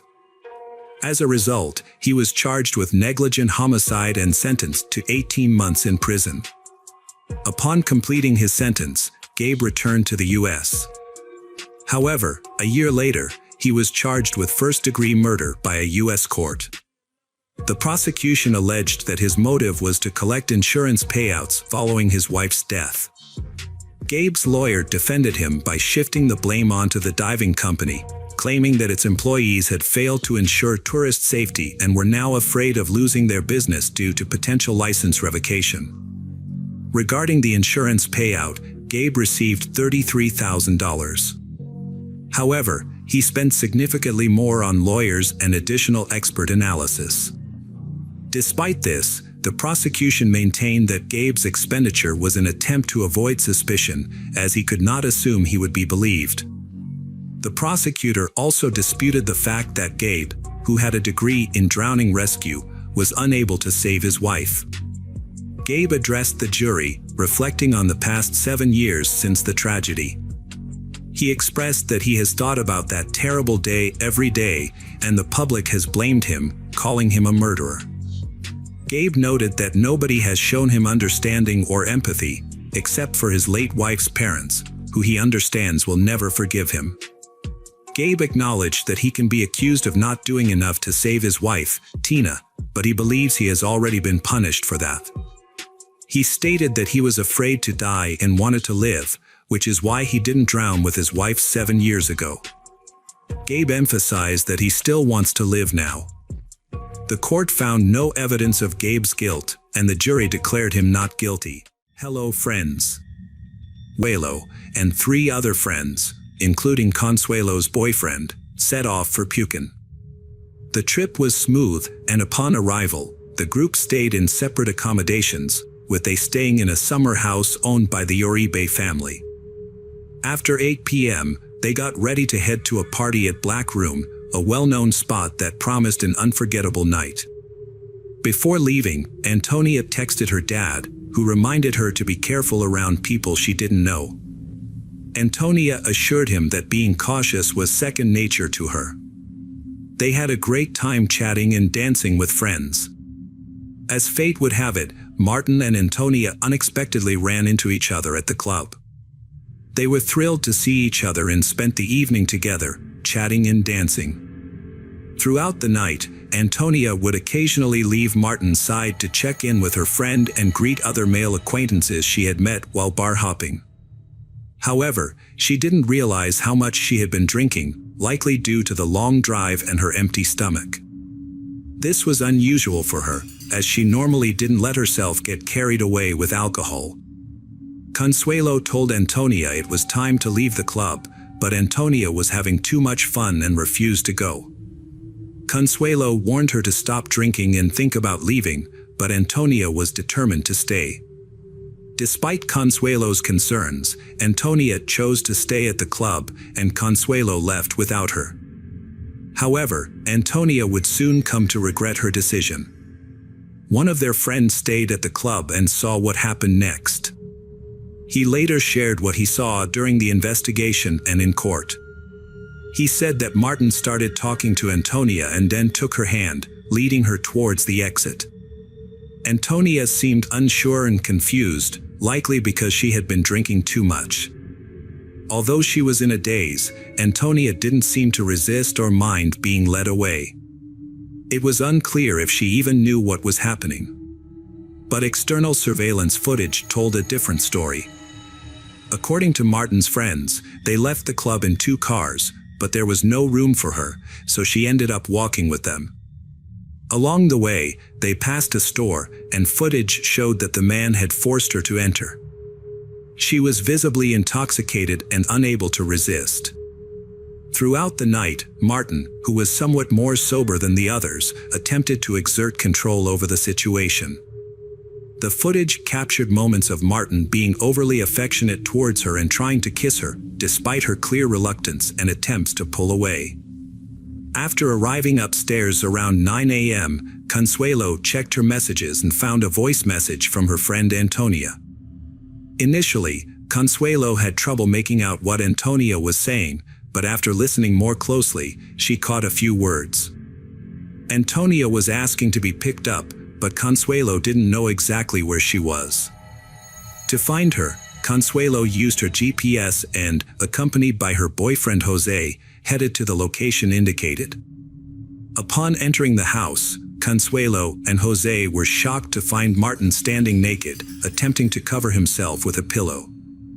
When Consuelo asked about her friend Antonia, Martin claimed he didn't know where she was.